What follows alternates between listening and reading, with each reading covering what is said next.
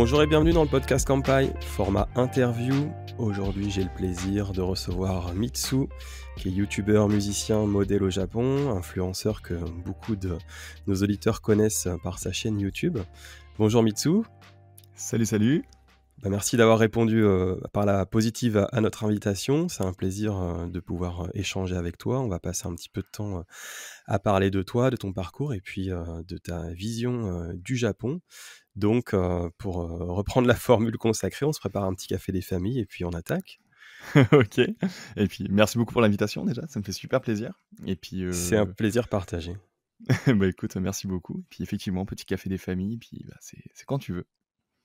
Donc, tu es né en 91, donc tu as Exactement. 32 ans, Ouais. et tu t'intéresses au Japon assez rapidement dans l'enfance, de ce que je comprends. Ouais. Très très rapidement même, hein, parce que, alors moi forcément j'en ai pas trop de souvenirs, parce que c'était il y a vraiment trop longtemps. C'est beaucoup d'histoires que ma maman m'ont racontées par la suite. Mais en réalité, très très jeune, comme beaucoup de gens de mon époque, hein, les années 90, ça a été voilà, les premières consoles de jeux vidéo, etc. Enfin, première console de jeux vidéo, je me comprends, mais tout ce qui va être Super Famicom, etc. Moi, j'ai eu Super Famicom et Game Boy que ma maman m'a offert, et j'adorais ça. Mon rêve à cette époque-là, c'était même de devenir créateur de jeux vidéo. Je me voyais déjà faire ça. Et il faut savoir que déjà à cette époque-là, moi, je commençais déjà à lire pas mal de petits bouquins, tout ça. J'ai su lire assez tôt. C'est ma maman qui m'a appris à lire. Et dans les bouquins qui m'intéressaient beaucoup, c'était beaucoup de bouquins sur le monde, et en particulier l'Asie, et en particulier le Japon. Va savoir pourquoi, j'ai pas spécialement d'explication à te donner à ce niveau-là, mais j'aimais bien ça. Et donc, il y a eu un moment, selon ma mère, où j'ai fait le lien entre ces jeux vidéo, donc les consoles de Nintendo auxquelles je jouais, et le Japon qui m'intéressait dans les petits livres que je lisais. Et je me suis dit, mais c'est fou, en fait, toutes les choses que j'aime, c'est au Japon. Et au final, ouais, bah, toute ma vie, ce segment-là est resté. Et c'est vrai que le Japon, ça a toujours un petit peu coloré ma vie, on peut dire. À partir de quand tu commences à apprendre le japonais? Parce que comme beaucoup, tu as un parcours qui est similaire à beaucoup d'entre nous, et y compris beaucoup des personnes qui sont intervenues dans le podcast de Kampai. À partir de quel moment tu te dis, pour aller plus loin, parce que c'est souvent ça, je vais apprendre le Mm. japonais, et comment tu commences? Alors là, pareil, c'est assez drôle. Moi, à la base, ce qui m'a vraiment donné le déclic d'apprendre le japonais, ça arrivait vers mes 10-11 ans. À savoir que j'ai toujours adoré la musique aussi. J'ai toujours eu un petit peu cet amour de la musique. Et ma maman m'a acheté une guitare quand j'étais jeune, à peu près dans ces eaux-là.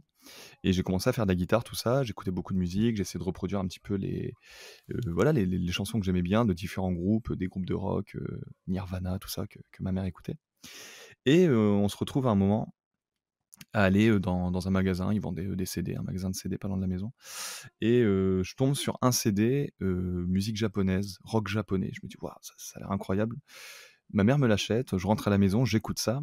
Et donc, c'était le premier album de l'Arc-en-Ciel. Et je tombe sur ça, je savais pas du tout à quoi m'attendre. Et je suis tombé totalement amoureux de cet album, de cette musique-là. Et c'est à ce moment-là que je me suis dit, waouh, j'ai vraiment envie d'en découvrir plus, de un. Et musicalement, moi qui étais en train d'apprendre la guitare, de chanter un petit peu, je me suis dit: «J'ai envie de faire ce style de musique, en fait».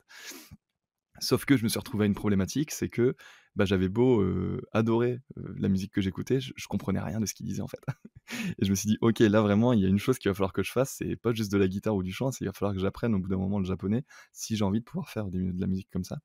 Et du coup, c'est vers mes, ouais, c'est ça, vers mes, 11 ans à peu près, que j'ai forcé ma mère pour qu'elle m'achète plein de bouquins d'apprentissage du japonais. Alors c'était des trucs du style japonais pour les nuls, tout ça, j'avais plein de bouquins. Et je me suis mis tout seul dans ma chambre à apprendre le japonais. Et sur les premières années, je t'avoue, j'ai pas été extrêmement fort, hein. Bon, alors katakana, hiragana, système d'écriture, ça va, ça arrivait assez vite. Les kanji, j'ai vraiment pris mon temps parce que je voyais que ça allait être un peu compliqué, et je voulais surtout pas en bouffer trop et que ça finisse par me dégoûter, donc j'y étais vraiment tout doucement. Et puis voilà, c'est à partir de là, ouais, sur les quelques années qui ont suivi, j'ai appris tout doucement à mon rythme. J'ai séché quelques cours d'anglais pour apprendre le japonais aussi.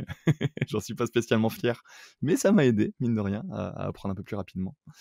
Et puis voilà, je sais pas si tu veux que je te donne la suite après, mais Ouais, en fait, est-ce que tu as fait, au-delà de l'apprentissage en ouais. autonomie, est-ce que tu es allé à la fac de japonais, ou est-ce que vraiment tu as poursuivi ton apprentissage par toi-même avant d'aller au Japon?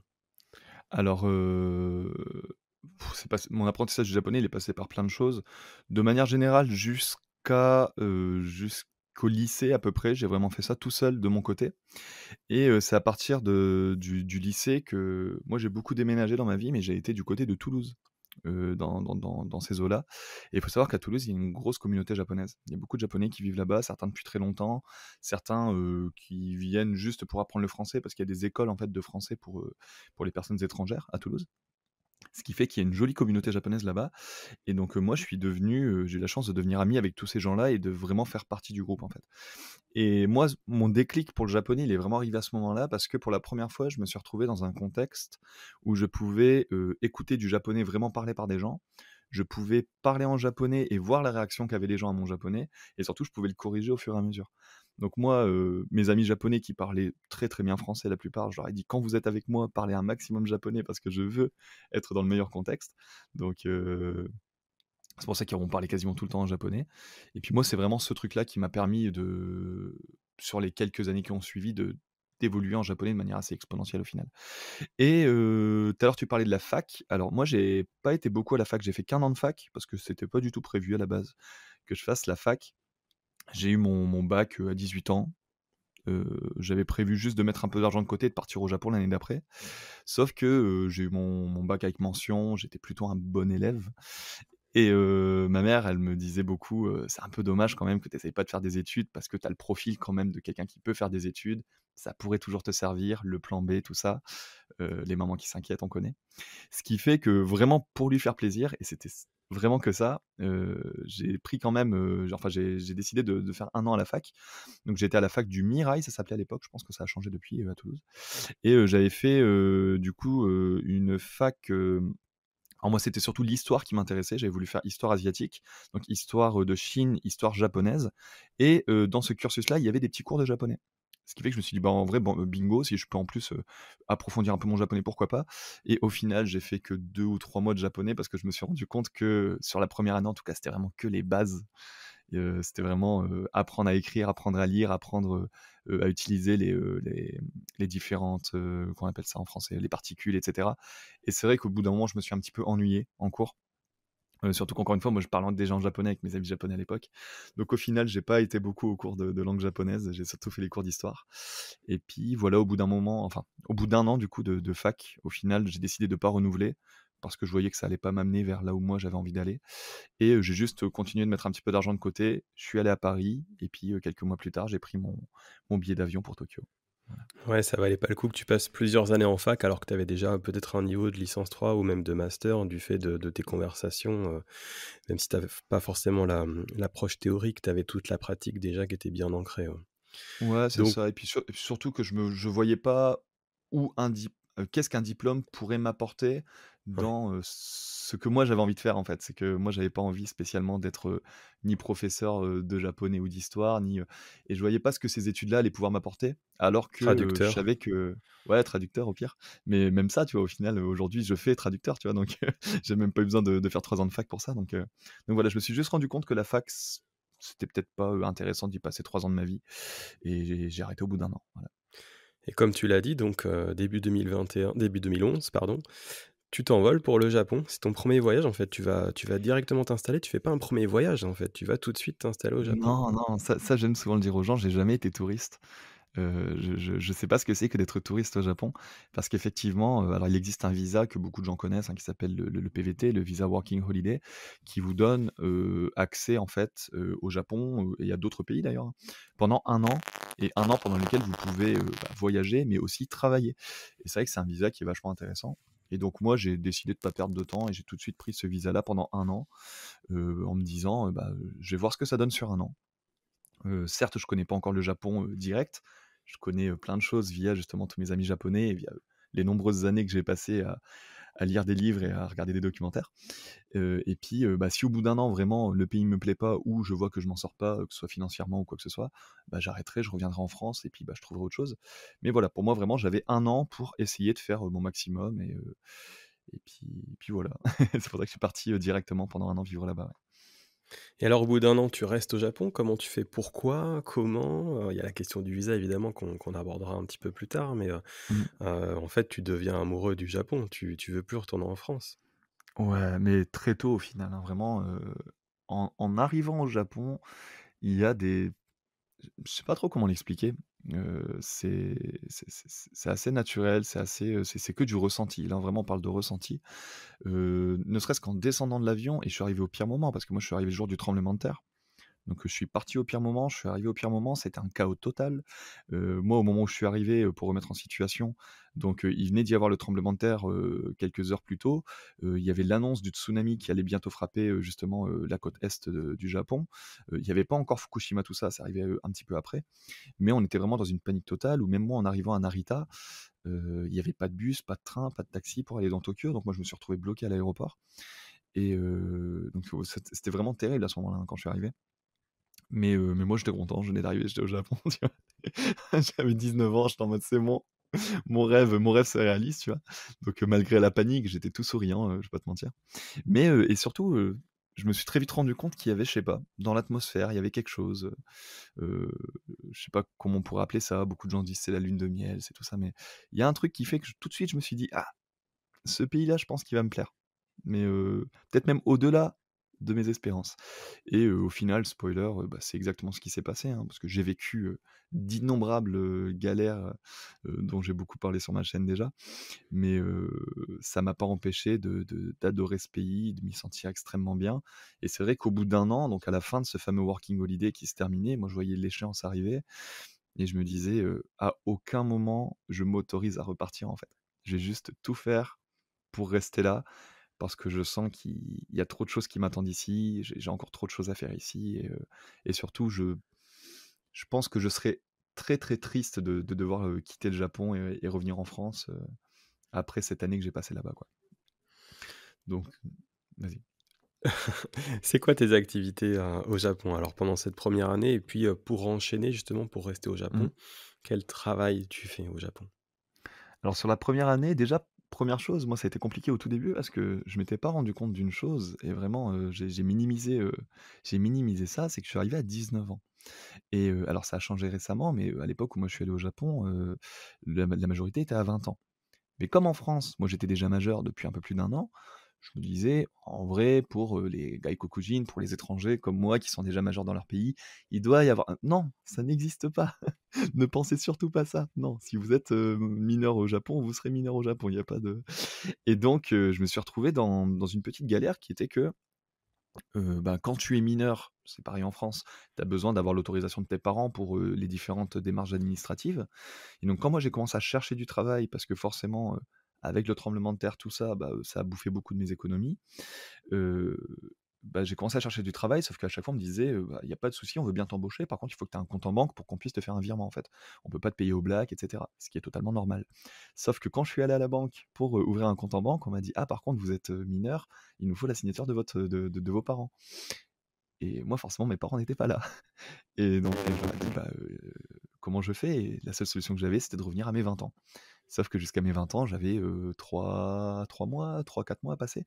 Donc c'était, assez compliqué sur les premiers mois parce que je me suis vraiment retrouvé sans argent, je me suis même retrouvé à la rue, hein, j'en ai parlé, dans une de mes vidéos. Je me suis retrouvé à la rue, plusieurs jours. Et au final, quand j'ai enfin eu 20 ans et que j'ai enfin pu commencer à travailler, faire mon compte en banque, tout ça, le premier travail que j'ai pu faire, c'était, assez classique, hein, j'ai travaillé dans un restaurant français. Un restaurant français qui était tenu par un chef japonais qui avait fait ses études, de cuisine en France et en gros, lui, c'était très intéressant. Il avait un restaurant qui était scindé en 2 établissements et il avait la moitié de son restaurant qui était japonais, la moitié de son restaurant qui était français. Mais c'était genre une énorme cuisine qui était scindée en 2 et puis, c'était les mêmes équipes et cetera et c'était vachement intéressant parce que j'ai pu, en tant que Français donc, participer, au restaurant français en tant que serveur, tout ça. Mais j'ai aussi pu travailler un petit peu du côté japonais et voir un petit peu comment ça fonctionnait dans un restaurant japonais avec tout ce que ça a, de différent et d'intéressant. Donc c'est vrai que ça a été une très, très belle expérience, même si c'était un travail acharné, hein. J'arrivais là-bas à 8h30, 9h du matin, je repartais à 23h du soir, tu vois?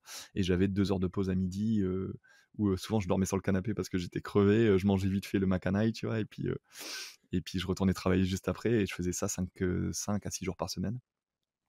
Mais ça a été vraiment mon premier travail qui était assez formateur. Ensuite, sur la première année, parce que j'ai fait beaucoup de choses. Sur la première année, j'ai arrêté ce travail-là et j'ai travaillé, dans une pâtisserie.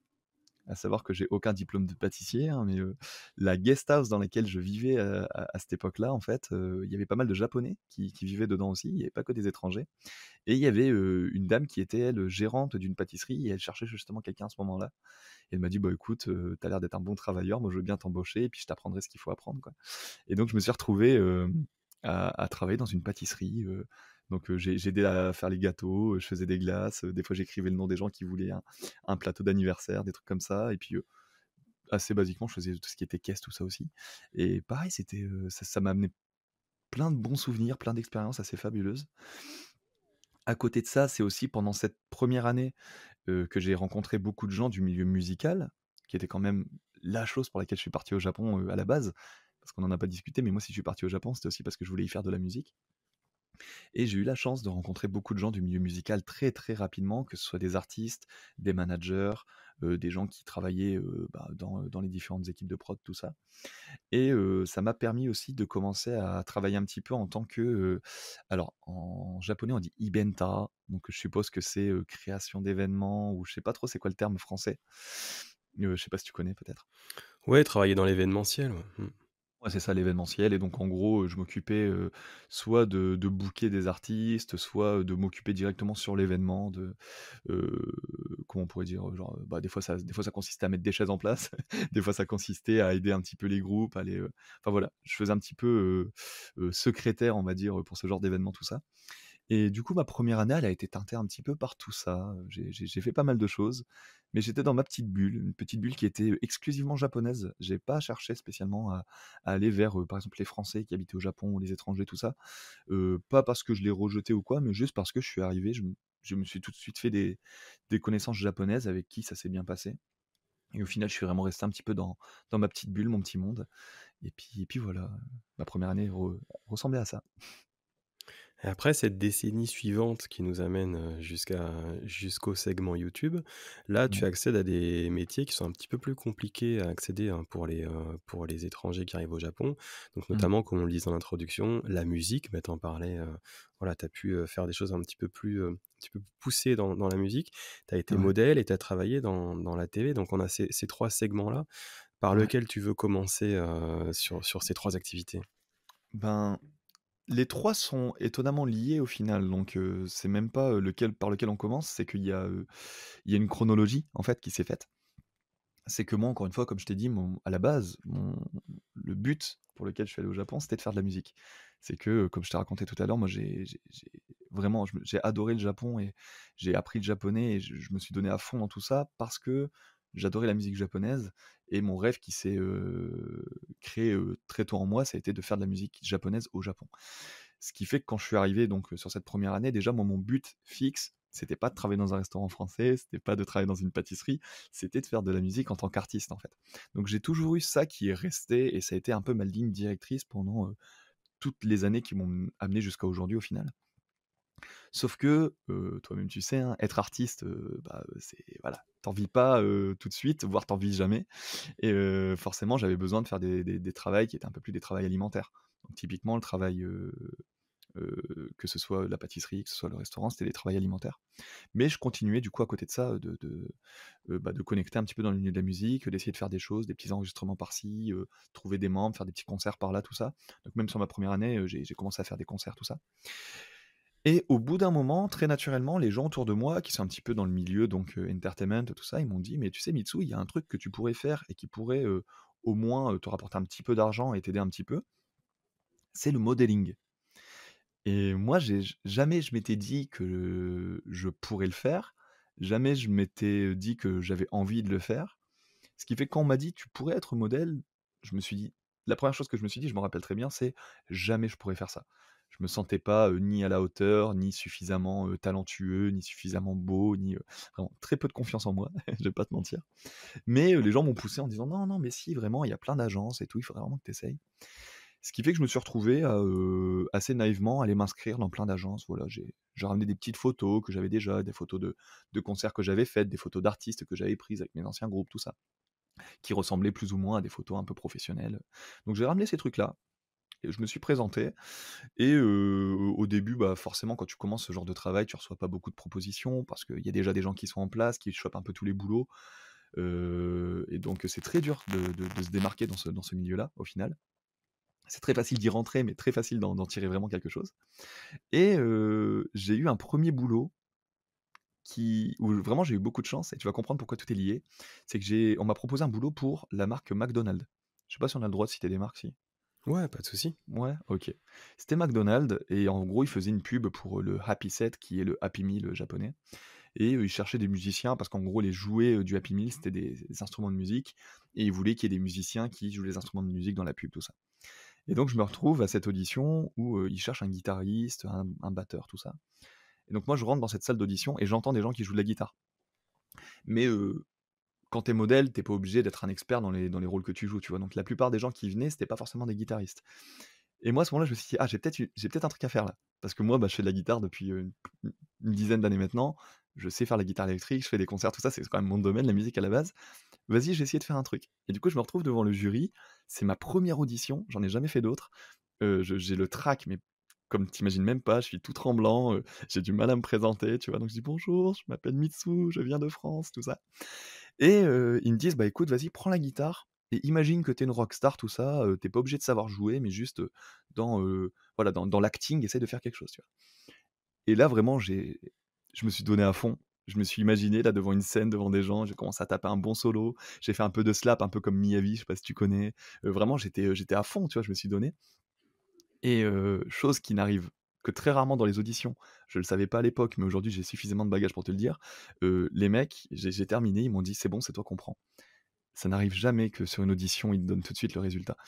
Mais directement, ils m'ont pris, en fait. Ils ont dit: «Bah, écoute, pour la guitare, je pense qu'on a trouvé notre guitariste» et donc le manager qui m'accompagnait, bah, lui, il était très content, hein. 1re fois qu'il m'amène à une audition, j'ai le boulot directement donc voilà et au final, ce schéma, bah, il a continué sur les années qui ont suivi.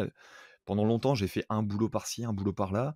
Puis au bout d'un moment, c'est devenu 2 boulots par mois, 3 boulots par mois, 4 boulots par mois, jusqu'à ce que ça devienne 1-2 boulots par semaine et il est arrivé alors ça a pris des années et des années, hein, je te parle de ça, j'ai arrêté tous mes travails, on va dire alimentaires et je me suis mis entièrement sur, le travail de modeling en 2017. Donc ça a quand même pris 6 ans avant que ça devienne mon travail à part entière. Mais entre-temps, en faisant ces boulots-là, j'ai commencé à avoir des opportunités pour faire d'autres travails qui sont un peu liés au milieu entertainment aussi et c'est comme ça que j'ai rencontré un petit peu le milieu de la télévision. À la base en faisant des publicités ou en faisant des petits rôles dans des dramas, dans des films, tout ça. Mais aussi et surtout, moi le déclic, ça a été quand j'ai commencé à participer à des émissions de télé. Et parce que là, on me donnait un petit peu la parole, en fait. Et alors là, au début, c'était, en tant que Français, comment tu vois telle chose du Japon et cetera? C'est quoi ta vision de Français là-dessus, tout ça? Et au bout d'un moment, petit à petit, bah, les chaînes de télé, les producteurs, quand ils commencent à te connaître parce que ça fait des années que tu es là, ils commencent à cerner un petit peu ton profil. Et les gens, ils ont compris que, bah, moi, voilà, le segment musical, c'était un segment dans lequel j'évoluais, un segment que je connaissais très bien et puis ils voyaient que, bah, j'évoluais dans le milieu du modeling, dans la télévision, que je m'exprimais bien à la télé en japonais, tout ça et à un moment, en fait, j'ai commencé à avoir des propositions pour des émissions de télé musicales et c'est comme ça que je me suis retrouvé, par exemple, au bout d'un moment, à devenir chroniqueur dans une émission, de NHK World qui s'appelait Songs of Tokyo où, à la base, ils m'avaient invité une fois, 2 fois à l'émission et je suis devenu chroniqueur officiel au bout d'un moment où, c'était une émission, qu'on qui était présentée par, Murakami Shingo et Roland Chiaki, qui sont 2 personnes très, très connues au Japon et c'est une émission qui était faite pour un public étranger, donc c'était sous-titré, nous on parlait en japonais, mais c'était sous-titré en anglais sur NHK World et on recevait des artistes japonais, chaque mois à l'émission. On faisait une inter Pardon. On faisait une interview et puis, bah, moi je donnais un petit peu mon avis aussi en tant que Français qui connaît bien la musique japonaise sur, bah, qu'est-ce que le public français ou le public étranger pourrait penser de ces artistes, si eux ils voulaient aller à l'étranger, à l'international et cetera et c'est super en fait, parce que, c'est la première fois, quand j'ai commencé à faire ces boulots-là, que, je me suis dit: «OK, tout le cheminement que j'ai fait jusque maintenant, qui était un peu anecdotique, parce que c'est pas du tout ça que j'avais prévu de faire à la base, ça m'a amené au final à faire quelque chose qui est purement ce que j'aime, c'est-à-dire parler de musique japonaise, en japonais, à la télévision, au Japon et quand j'y pense aujourd'hui, je te jure, c'est fou. Parce que je me rappelle le moi, qui a commencé à écouter de la musique japonaise à 10 11 ans et qui rêvait d'un jour pouvoir aller au Japon et tout, quand tu rencontres tous tes artistes préférés, que tu fais des interviews et que tu deviens chroniqueur, d'une émission de télé, c'est fou, en fait, c'est fou. Mais du coup, voilà, tout ça pour, je pense que du coup, tu as vu un petit peu la chronologie des choses, mais au final, tout est lié. Il y a quelque chose qu'il faut qu'on dise, par contre pour nos auditeurs, c'est que Ouais. ton niveau de japonais t'a permis d'accéder à ça. Ça, c'est hyper, Ah, hyper important, je pense. totalement. Ça, Heu, c'est une question qu'on me pose souvent d'ailleurs. Il y a beaucoup de gens qui me disent: «Est-ce que le japonais est nécessaire pour, aller au Japon, travailler au Japon ou pour travailler dans le même milieu que toi?» Alors déjà dans mon milieu à moi, il faut savoir que le modeling c'est très vaste, il y a plein de choses. C'est-à-dire que tu peux faire des photos, tu peux faire, des publicités et tu peux faire de la télévision. C'est très, très vaste. Si tu parles japonais, si tu ne parles pas japonais, ça va t'ouvrir ou te fermer, certaines portes, en fait. Moi, de mon côté, le fait que j'arrive en parlant très bien japonais, c'est vrai que ce soit la communication avec les équipes, avec les gens le jour de l'audition, que ce soit pendant les travails quand tu je sais pas, tu tournes une pub, que le directeur il te dise quelque chose, que tu sois tout de suite capable de comprendre ce qu'il te dit, de lui répondre et de faire ce qu'il t'a demandé sans que tu aies un traducteur qui vienne te traduire à chaque fois. C'est plein de petites choses qui font qu'au bout d'un moment, on va privilégier ton profil à un autre parce que, bah, c'est un gain de temps, c'est un gain de tout, en fait. Donc c'est vrai qu'effectivement, parler japonais, ne serait-ce qu'un petit peu, hein, tu pas obligé d'avoir un japonais parfait, parfait, mais ne serait-ce qu'un petit peu parler japonais, ça va toujours vous ouvrir beaucoup plus de portes dans tous les domaines que si vous arrivez et que vous parlez que anglais ou pire que français, quoi. Ça, c'est sûr.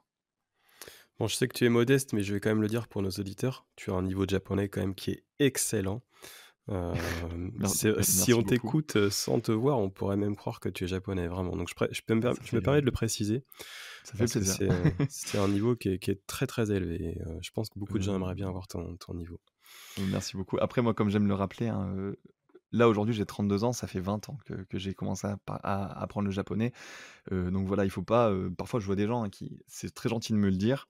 Moi, je trouve que j'ai encore beaucoup de points sur lesquels je peux m'améliorer en japonais, même énormément, je parle pas parfaitement japonais. C'est très compliqué de parler parfaitement japonais. Je parle couramment, c'est-à-dire que je peux m'exprimer sur tous les sujets, sans me tromper ni grammaticalement ni quoi que ce soit. Mais il y a forcément, dès que tu commences à rentrer dans des termes un peu compliqués du style, je sais pas moi, tu vas me parler d'aérospatial, de sciences, de machin. Il y a plein de termes que je connaîtrais pas, tu vois? Donc voilà. C'est pas parfait, mais encore une fois, moi, ça fait 20 ans que j'ai commencé à apprendre le japonais. Donc les gens qui débutent, il faut surtout pas essayer de se comparer ou quoi que ce soit, tu vois? C'est au contraire, moi, j'ai mis 20 ans à en arriver là, donc moi, je vois des gens, des fois, en 2 3 ans, ils ont un niveau, mais tellement chaud que je me dis: «Waouh!» ils franchement, il y a des gens, ils sont très, très forts quand même. Tiens, question subsidiaire très rapide. Tu connais combien de kanji? C'est une question bête, mais elle est toujours intéressante. C'est très dur d'évaluer, on me pose souvent la question et je me rends compte que c'est très dur d'évaluer le nombre de kanji que tu sais lire. Donc moi, la réponse que je donne, c'est, je sais pas combien je sais en lire. Par contre, je sais que je sais lire un journal ou un Mmh. roman, assez, facilement. Il y a toujours, quand je lis des bouquins, par exemple, j'adore Murakami, je lis souvent les bouquins de Murakami. Il y a toujours, en plus, il a un style d'écriture assez particulier, hein. Ouais. Il y a toujours des kanji où tu dis: «Ah putain, c'est lequel celui-là déjà? Ah attends, merde». Mais le truc qui est très pratique avec le japonais, avec les kanji, c'est que même si ce kanji-là, tu l'as pas, dans le contexte global, tu comprends en fait le mot, tu comprends ce qu'il a voulu dire, et cetera. Et du coup, si vraiment je bute, j'ai toujours un petit dictionnaire à côté de moi et je vérifie. Et sinon, bah, dans le contexte, je comprends ce que c'est et du coup, je passe un petit peu, quoi. Mais on va dire que j'en connais suffisamment pour que les kanji soient pas trop un problème pour moi dans la vie de tous les jours. J'arrive à lire, plus ou moins, tout ce qui me passe par la main, quoi, donc voilà. On va arriver tranquillement à ta carrière de youtubeur. Je crois savoir que c'est via ton pote Massa qu'on voit sur Ici Japon Corp que tu commences à, t'ouvrir. Alors, il y a aussi la demande de Louis-San, je crois, d'avoir un cadreur, si je me trompe pas, qui te Ouais. permet de rencontrer, bah, cette team Louis-San, tu Alors Ici Japon. presque, presque. Là où tu te trompes, c'est que c'est moi qui ai présenté Massa à Thèves. OK, c'est dans l'autre sens alors. C'est dans l'autre sens. En gros, ce qui se passe, effectivement, la toute base, vraiment le tout, tout début. Alors moi, il faut savoir que Massa, je l'ai rencontré au début de l'année 2020, donc pendant, vraiment au début du covid. Et en gros, c'était le pote d'un pote, modèle, acteur à moi, au Japon. Et je voyais souvent sur les stories, de mon pote qui s'appelle Evan d'ailleurs, je sais pas si tu écoutes ça Evan, mais gros bisous à toi. Sur les stories de mon pote Evan, je voyais souvent un gars, Tetsulo, rappeur français, qui apparaissait comme ça. Je disais: «Putain, ce mec il a l'air rigolo», tu vois? Et un jour, en gros, bah, j'ai eu l'occasion de le rencontrer et ça a très vite matché. On est devenus, très potes lui et moi. Et donc lui voilà, il est rappeur, il a essayé de faire un petit peu de modeling à côté, il faisait aussi, des événements, des trucs comme ça, donc il était un petit peu dans ce milieu-là. Et moi, c'est à cette période-là, donc pendant le covid, que je me retrouve forcément, comme beaucoup de gens, sans travail parce que, les tournages, tout ça, tout est annulé, à cause du covid. Donc on se retrouve tous chez nous, nous on n'a pas eu de confinement, forcé, mais tout le monde restait à la maison parce que, on nous disait que c'était la bonne chose à faire et qu'au Japon, on n'a pas besoin de te forcer pour le faire, la plupart des gens restaient chez eux. Donc on était tous, à la maison comme ça. Moi, j'ai essayé à l'époque, j'avais ma petite chaîne YouTube, toute petite chaîne YouTube sur laquelle, je mettais, des clips, des covers, des trucs comme ça. Donc moi, j'occupais mes journées à faire, une cover par jour, des trucs comme ça, quoi. Et arrivé un matin, je j'ouvre Twitter, en buvant mon café, tout ça, et je vois un tweet, d'un certain Louis San, youtubeur franco-japonais reconnu déjà à l'époque, que je suivais déjà un petit peu sur YouTube. Je regardais pas forcément toutes les vidéos, parce que, quand tu es au Japon, forcément, le contenu Japon, c'est pas forcément ce qui t'intéresse le plus, vu que tu es déjà sur place. Mais je suivais quand même un petit peu, je regardais ce qu'il faisait, tout ça, avec Tev aussi. Et Louis, lui, il s'est retrouvé à ce moment-là dans une problématique qui était que, il avait besoin, de quelqu'un pour faire des photos de lui pour une sponsor ou quelque chose comme ça. Sauf que la personne qui voulait ramener à Tokyo pour faire ses photos, c'est-à-dire son photographe en France, lui, il ne pouvait pas venir parce qu'à ce moment-là, le Japon était bloqué pour les non-japonais. Lui, il est japonais, il a son passeport japonais, donc il pouvait venir, mais il pouvait ramener personne. Ce qui fait qu'il a mis une annonce sur les réseaux où il disait, voilà, je cherche un photographe sur Tokyo, envoyez-moi vos photos, j'aimerais faire des photos de tel style, tel style, tel style. Et moi, j'ai vu ça et je me suis pas senti concerné, mais pas du tout. Pourquoi? Parce que moi déjà à ce moment-là, je faisais un petit peu de vidéo. Moi, j'ai commencé à faire de la vidéo, à la base parce que je voulais être capable de créer mes propres clips, musicaux pour mes groupes, tout ça. Donc je m'étais acheté du matos, tout ça. Je faisais des clips, pour moi, pour des amis à moi. J'ai commencé à faire aussi des clips pour des marques de vêtements, de potes à moi, tout ça. Donc je faisais de la vidéo, forcément quand tu as un boîtier, tu prends des photos aussi, donc je prenais des photos, mais je me considérais pas professionnel. À aucun moment je me suis dit: «Je suis un professionnel en photographie» et j'étais même pas professionnel en vidéo. Et comme Louis, lui, c'était pour une démarche vraiment professionnelle, je me suis pas senti concerné parce que je me disais: «Lui, ce qu'il veut, c'est vraiment quelqu'un dont c'est le boulot, quelqu'un qui, voilà, va lui faire des trucs de malade et tout». Donc j'ai vu le tweet passer et puis je l'ai laissé passer, je suis retourné voguer à mes occupations. Et j'ai un pote à moi qui m'a retagué dessus, je sais plus si c'est le même jour ou le lendemain, en disant: «Tiens Mitsou, ça pourrait t'intéresser». Et va savoir, la deuxième fois que j'ai revu son tweet passer, je me suis dit: «En même temps, ça coûte rien d'envoyer un petit mail», tu vois? Je lui envoie vite fait mes photos, qui sait, peut-être ça va lui plaire. Donc j'ai envoyé un mail et écoute, c'est peut-être une des meilleures décisions de ma vie parce qu'il m'a répondu quelques jours plus tard en disant: «Écoute Mitsou, tu la seule personne qui m'a déjà qui ne m'a pas envoyé un Instagram avec des photos dessus, mais qui m'a envoyé des photos directement, et de surplus, tu es la seule personne qui m'a envoyé les photos que j'ai demandées à la base». Parce que lui, il voulait des photos urbaines, il voulait des photos portraits et il voulait des photos de nuit. Donc moi, j'ai été regarder dans mes photos, je lui ai envoyé des photos urbaines, des photos portraits, des photos de nuit, et je suis le seul apparemment à avoir pris le temps de faire ça. Et il m'a dit: «Bah écoute, du coup, vas-y, on se voit dans 10 jours et on bosse ensemble, quoi». Donc moi, j'ai rencontré Louis à ce moment-là. Je vais essayer de faire, court parce que ça peut aller vite, ça peut devenir très, très long. Mais, j'ai rencontré Louis, tout de suite ça a plutôt bien matché avec lui, on a passé une journée ensemble à prendre des photos, tout ça, on discute et tout. Et arrivé à la fin de la journée, dans les discussions qu'on a eues, moi je lui ai parlé un petit peu de ma vie, tout ça. Je pense que tu as déjà remarqué que je suis une pipelette, et je raconte plein d'anecdotes sur mes années passées au Japon, tout ça. Et je lui explique aussi que, je connais beaucoup de gens, que je fais de la vidéo, donc voilà, je produis des petites vidéos, à droite à gauche pour des amis à moi, tout ça, pour des clips musicaux, des trucs comme ça. Et surtout, il a remarqué que je parlais aussi japonais. Et donc en terminant cette journée-là, donc on va pour se checker, pour se dire au revoir, et il me dit, «Je vais garder ton contact parce que clairement, un gars qui parle japonais, qui a autant de contacts que toi, qui sait tourner et monter des vidéos, je pense qu'on va être amenés à travailler ensemble». Et au final, c'est ce qui s'est passé, c'est que quelques jours plus tard, lui, il avait une vidéo à faire sur les tatouages au Japon. Il m'a dit: «Ah là là, qu'est-ce que j'aimerais trouver, une tattoo artiste, que je pourrais interviewer». Je lui ai dit: «Bah écoute, si tu veux, je t'en présente 10, moi j'en connais plein, il y en a une là, elle est libre, c'est ma tattoo artiste à moi». Je lui ai présenté, on a fait une vidéo ensemble, c'est moi qui ai tourné, c'est moi qui ai monté sa première vidéo du coup, c'était notre première collaboration. En faisant ça, il m'a présenté Tev, j'ai rencontré Tev. Tev pareil, il cherchait quelqu'un qui était capable de faire, ce que je fais, donc il m'a dit: «Bah écoute, quand Louis est pas là, c'est moi qui vais te donner du taf». Et moi, c'était bingo en fait, parce qu'à ce moment-là, comme je t'ai dit, j'avais pas de travail à la télévision, tout s'était arrêté. Et là, j'avais littéralement 2 personnes dans le milieu audiovisuel à qui je pouvais servir en fait, via les différentes compétences que j'avais acquises, au fur et à mesure des années. Et du coup, c'était trop bien, c'était kiffant, ouais, et c'est comme ça que j'ai engagé un peu le switch vers YouTube. Mais c'était pas pour ma chaîne YouTube à moi, c'était pour la chaîne YouTube d'autres personnes. Mais moi, ça me convenait très bien parce qu'à aucun moment je me disais: «Je vais devenir youtubeur». Ça n'a jamais été un plan, ça n'a jamais été, une volonté de ma part à la base, et puis je m'imaginais pas non plus pouvoir faire quelque chose, dans YouTube, quoi. Mais c'est ces 2 zigotos là, donc Louis et Tef, qui au fur et à mesure des tournages qu'on a fait ensemble m'ont dit: «Mais est-ce que tu te rends compte que si tu faisais une chaîne YouTube, t'as tellement de trucs à raconter, t'as tellement d'expérience et surtout des trucs qu'on n'a jamais vus sur YouTube jusqu'à maintenant. En vrai, il y a moyen que ta chaîne elle fonctionne si tu faisais une», tu vois? Et moi j'y croyais pas du tout. Je me disais: «C'est mort, jamais ça marchera», et vraiment ils ont forcé. Ils ont forcé clairement très, très fort, hein, et c'est comme ça que je me suis retrouvé en fin d'année 2020 à commencer sérieusement à réfléchir à ça, et j'ai commencé à tourner des petites vidéos, tout ça, en me disant, «Bah, vas-y, je vais essayer de le faire.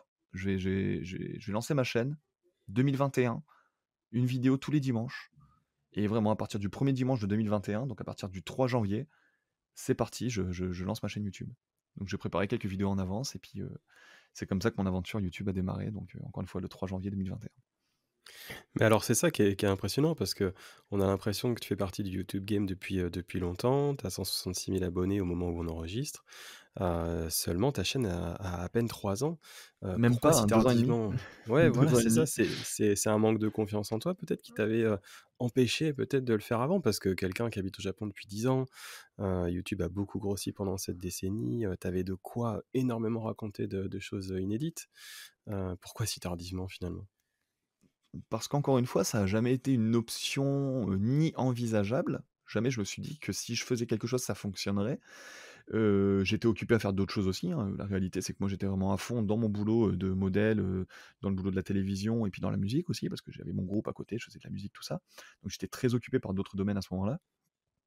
Et puis surtout, ça m'est arrivé de me dire: «Est-ce qu'il n'y a pas quelque chose à faire sur YouTube?» Parce que forcément, en amoureux de la vidéo que je suis, je me disais: «Il y a forcément quelque chose que je pourrais faire». Sauf que le problème qui s'est posé à moi à ce moment-là, c'est que moi, dans mon quotidien à ce moment-là, j'avais presque pas d'amis français. Donc déjà le français, même la langue française ne faisait pas partie de mon quotidien. Je parlais quasiment exclusivement japonais tous les jours. La plupart des amis que j'avais, c'était des japonais. Du coup, je me disais: «OK, si je fais YouTube, pour qui est-ce que je fais YouTube déjà? Est-ce que je fais une chaîne pour des japonais? Mais à ce moment-là, qu'est-ce que je raconte? Est-ce que je raconte mon quotidien de français au Japon pour des japonais? Est-ce que je raconte, mon quotidien de musicien? Est-ce que je fais un truc qui est plus porté sur, le côté artistique de ce que je réalise? Est-ce que je fais une chaîne en anglais? À savoir que j'ai commencé à apprendre l'anglais il y a quelques années. J'ai pas un niveau d'anglais exceptionnel, mais je pourrais m'en sortir.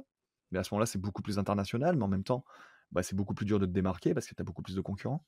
Ou est-ce que je fais quelque chose en français? Et ça, c'est limite, la chose qui était pour moi la moins envisageable parce que j'avais aucun public français à ce moment-là, j'avais même presque pas d'amis français, à part quelques-uns, et surtout j'avais un peu peur. J'avais un peu peur du public français. Parce que moi, je suis un viewer, depuis très longtemps, hein. Moi, je suis YouTube depuis le début de YouTube. J'ai même suivi Dailymotion à l'époque, hein, quand j'étais au lycée. Donc j'ai vu grandir tous les gros youtubeurs et cetera, et j'étais le premier viewer de tous ces gens-là, tu vois? Et j'ai vu aussi tout ce qui est compliqué quand tu es, créateur de contenu sur internet, donc la critique, les haters, ce genre de choses. Et c'est vrai qu'au final, le être créateur de contenu pour un public français, ça me faisait extrêmement peur. J'avais peur d'être jugé, peut-être sur, mes choix de vie, sur ce que je faisais, j'avais peur d'être, comme les gens aiment dire aujourd'hui, le bandeur du Japon, le Français qui est parti vivre au Japon, tout ça, tu sais? C'est une critique qu'on a forcément. Mais moi, tout ça, ça me faisait un peu peur. Ce qui fait que c'est pour ça que j'ai mis du temps, en fait, à le faire parce que, ouais, déjà, j'avais pas trop confiance en moi, mais surtout, je savais pas à qui il fallait que je m'adresse, sur quel type de format il fallait que je m'adresse aux gens. Et tout ça, ça a fait qu'au final, j'ai, reporté, ma venue sur YouTube, quoi. Il a fallu que ce soit TV Louis qui me force à le faire pour que je le fasse, quoi. On a l'impression que ta vie a quand même pas mal changé, depuis YouTube. Aujourd'hui, c'est ton Énormément. activité principale? Ouais, ouais, ouais, clairement. C'est devenu mon activité principale, dans le sens où c'est peut-être ce qui me prend le plus de temps. Donc voilà, aujourd'hui, c'est ce qui est le plus chronophage, hein, dans mon emploi du temps, YouTube. C'est aussi, actuellement, ma première source de revenus. Ça, quand je compare, par exemple, j'ai toujours mon travail au Japon, je continue de faire ce que je fais, mais YouTube aujourd'hui me rapporte plus. Donc c'est vrai que à ce niveau-là, c'est devenu mon travail, principal.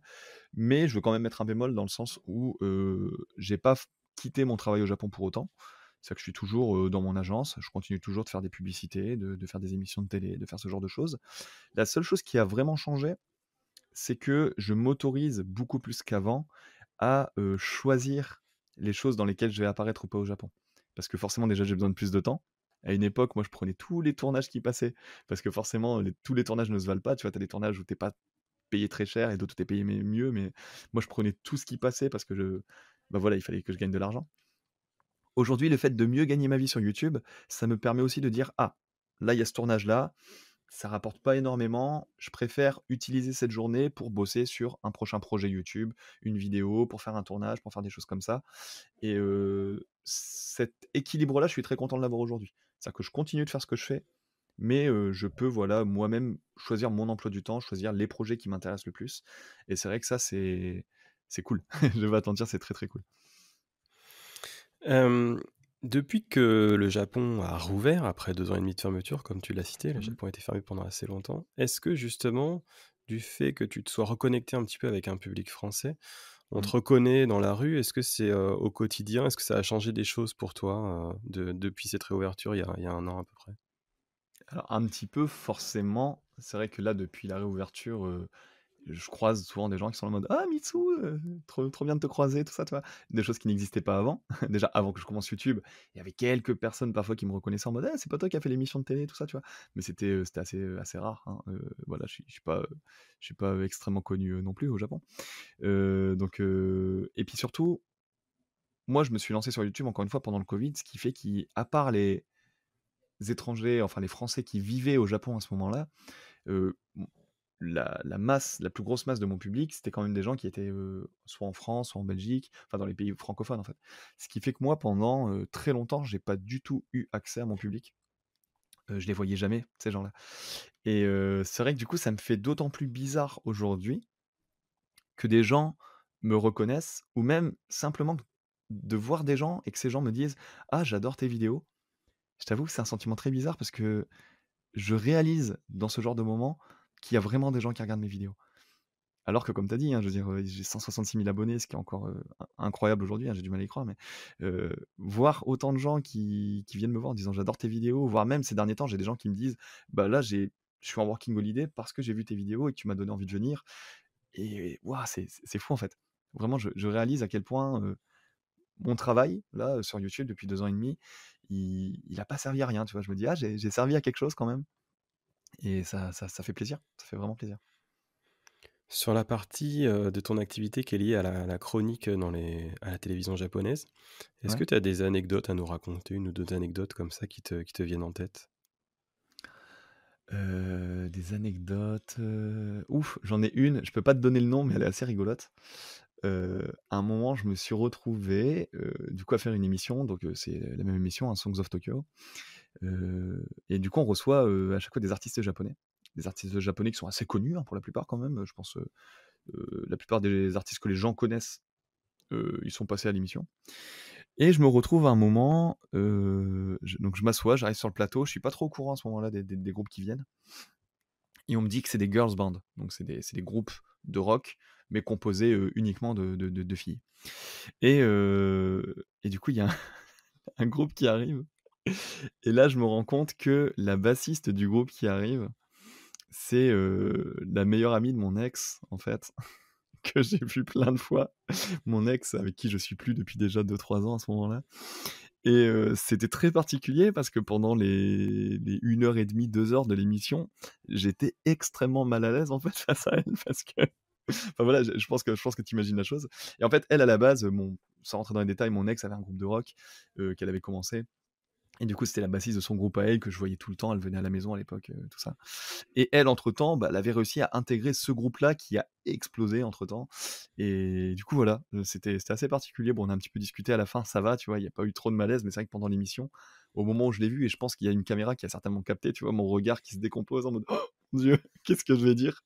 Surtout quand tu as le présentateur qui dit: «Bah, vas-y Mitsu, fais ton interview, parle-leur», tu vois? Ah là là, très compliqué. Mais ça, c'était assez rigolo, et sinon, une autre anecdote que je pourrais te raconter, qu'est-ce qu'il y aurait? Ouais, il faudrait que je réfléchisse 2 secondes, hein. Il y a Pour pour il s pour te Vas-y, vas-y. laisser le temps, je pense à ça justement, Mitsu, c'est d'où vient Mmh. le pseudo? Parce qu'on a Hitotsu, Futatsu, Metsu en Ah, tête, alors c'est mais pas j'imagine qu'on est c c'est un alors autre déjà, Mitsu. Ah, c'est un autre Mitsu. Déjà, le Ouais, Mitsu dont tu parles, si tu l'écris en romaji, donc en alphabet, il y aurait 2 T. Parce que c'est ouais. Mitse. Mitsu. Alors que moi, c'est Mitsu. Et le Mitsu, donc mon nom complet, c'est Mitsugi. Et donc c'est, mon prénom japonais et c'est un prénom japonais qu'on m'a donné, à l'époque, où j'étais en France, que j'avais des amis japonais et tout ça.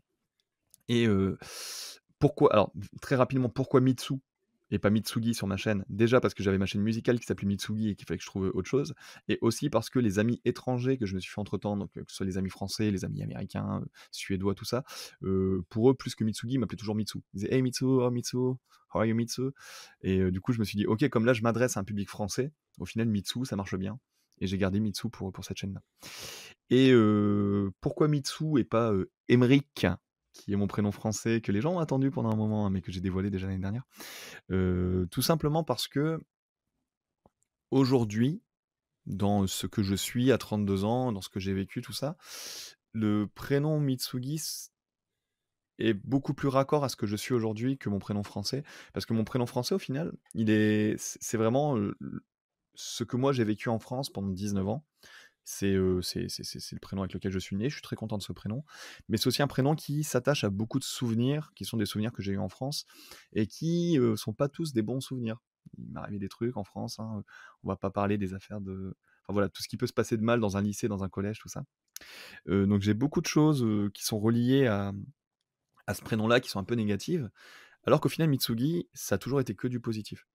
Mitsugi, c'est directement quand je suis arrivé au Japon, moi je me suis présenté en tant que Mitsugi, heu, aux gens, donc je suis devenu, soit Mitsugi, soit Mitsugi-kun, soit Michan. Les gens m'appellent Michan aujourd'hui, le raccourci et c'est vrai que ce prénom-là, au final, petit à petit, là où à la base c'était, un semblant de pseudonyme, c'est vraiment devenu mon prénom à part entière. C'est-à-dire que j'ai vraiment des papiers sur lesquels aujourd'hui c'est écrit Mitsugi, dans mon agence c'est écrit Mitsugi. Quand je passe à la télé, on me présente en tant que Mitsugi. Tous mes amis m'appellent Mitsugi. Ma femme m'appelle Mitsu. Donc voilà, petite anecdote, hein, même ma femme m'appelle Mitsu aujourd'hui et donc au final, voilà, aujourd'hui, quand je dis aux gens, Mitsu, c'est vraiment mon prénom, bah, je le pense sincèrement parce qu'aujourd'hui, c'est devenu mon prénom à part entière, même si effectivement, c'est pas mon prénom de naissance. Voilà. En tant que professionnel, du modeling de la musique, enfin de l'entertainment, tu en parlais tout à l'heure. Au Ouais. Japon, quel est ton regard sur, le scandale, Johnny's là quoi, qui secoue un petit peu, en ce moment le Japon là, depuis quelques semaines? C'est pas une question facile, on va revenir à des choses Mmh. un peu plus positives juste après. Il y a pas de souci. Non, mais c'est très important, je suis content que tu en parles parce que là, récemment, il s'est passé des choses qui ont fait que ça a commencé un petit peu à faire plus de bruit, même à l'international. Mais moi, j'en avais fait une grosse vidéo quand ça a éclaté, il y a quelques mois. Parce que déjà, comme tu l'as dit, moi, c'est mon travail. Je travaille dans le milieu entertainment, donc je suis touché directement par ce qui se passe. Je vais même te donner une anecdote juste après pour t'expliquer à quel point je suis touché. Et surtout, je connais beaucoup de gens, qui sont Johnny's, qui sont, dans la boîte Johnny's, donc des Johnny's. En eux-mêmes, j'en connais beaucoup. J'en ai rencontré tout de suite en arrivant au Japon. Encore aujourd'hui, il y a des gens, avec qui je travaille qui sont des Johnny's. Tout à l'heure, on parlait de Songs of Tokyo. Le présentateur, c'est Murakami Shingo qui lui-même est un Johnny's. Donc j'en côtoie, dans mon quotidien, en fait, des Johnny's. Et j'entendais des bruits de couloir depuis très longtemps, c'est forcément pas le truc duquel enfin, c'est pas la chose dont tu parles, quand tu croises, des gens du milieu, tu vois?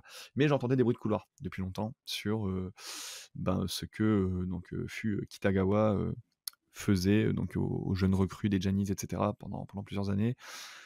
Il y avait eu la fameuse affaire de fin 90, qui avait déjà un petit peu mis ça en avant, sauf que le journal qui avait parlé de ça, malheureusement, avait perdu le procès contre Kitagawa et au final, tout ça a un peu été mis sous le tapis, tout ça et au final, il a fallu attendre, plus d'une vingtaine d'années après et il a même fallu attendre la mort donc de Kitagawa pour que, tout ça, ça ressurgisse et c'est compliqué. C'est compliqué et en même temps, je me dis: «Waouh, on peut enfin souffler un peu» parce que c'était un peu un secret de polichinelle, mais un secret de polichinelle qui était quand même, c'était tabou, c'était vraiment un sujet tabou et tu sentais parfois des gens qui avaient envie d'en parler, mais qui pouvaient pas parce que ça passait pas, au niveau des médias et cetera. La télévision pouvait pas en parler, même les principaux concernés, ils pouvaient pas en parler et là, voir qu'enfin, ça a été révélé, enfin, la société Johnny's elle-même, en la personne de la nièce de Kitagawa,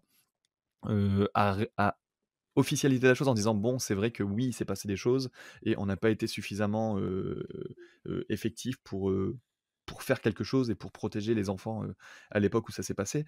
Le simple fait que ça y est, c'est mis où les gens le savent aujourd'hui, que i c'est plus un secret, c'est plus non plus une espèce de rumeur ou une espèce de fake news ou théorie du complot, ça fait plaisir en fait. De dire: «OK, maintenant on sait que ça a eu lieu et on peut enfin mettre des choses en place pour que ça n'ait plus lieu» et ça, je suis content. À la base, ma vidéo, moi, elle servait à ça, elle servait surtout à parler aux gens de cet événement parce que ça avait pas fait beaucoup de bruit à l'international, alors que c'est clairement, l'équivalent de l'affaire, Weinstein, qui a eu aux États-Unis il y a quelques années, tu vois? Et là, ça y est, ça fait du bruit. Là, il y a les enquêteurs qui ont donné le résultat de l'enquête qui est qu'effectivement, les attouchements envers les mineurs de la part de Kitagawa pendant des années ont été avérés donc ça voilà, on sait que c'est vrai aujourd'hui. La présidente qui a succédé à Kitagawa, qui était donc sa nièce, elle, elle a démissionné, donc elle n'est plus à son poste, à l'heure actuelle et c'est un ancien Janis qui a repris, la société et donc maintenant, ce qu'il va falloir voir, c'est déjà est-ce que Janis, la société Janis, qui est quand même la société la plus puissante dans le milieu entertainment au Japon, est-ce qu'elle va garder son trône de cristal en quelque sorte? Ou est-ce que, bah, avec tous les scandales qui ont éclaté, elle va perdre un petit peu en puissance? Et surtout, qu'est-ce qu'ils vont mettre en place à partir de maintenant pour que ce genre de choses ne puisse plus se produire, quoi? Mais c'est vrai que c'est une grosse affaire. S'il y a des gens que ça intéresse, je vous invite vraiment à vous renseigner sur cette affaire-là. Et puis, je te remercie vraiment d'en avoir parlé parce que c'est un sujet qui est fort, c'est un sujet qui est important, je trouve. Et puis, voilà. Moi, j'espère juste qu'il va y avoir des bonnes choses qui vont être mises en place dans les prochaines années, quoi. On va revenir à un sujet un petit peu plus léger. Il n'y a Tu pas es de souci. tokyoïte de cœur, c'est pas moi qui vais te jeter la pierre, au contraire, parce que c'est une ville, exceptionnelle. Ouais. Hem, Déjà, est-ce que ça s'est fait naturellement ou est-ce que c'est aussi un choix ou peut-être un mélange des 2. Quels sont les autres lieux que tu adores au Japon en dehors de Tokyo? Ok. Donc, quand tu dis le choix, c'est pourquoi Tokyo et pas une autre ville? Ouais, pourquoi tu t'es installé à Ouais. Tokyo? Peut-être, par le boulot aussi, hein? Ouais, bah, à la base, forcément, quand tu vas au Japon pour la première fois, ce qui était mon cas quand j'ai emménagé ici, bah, tu vas à Tokyo.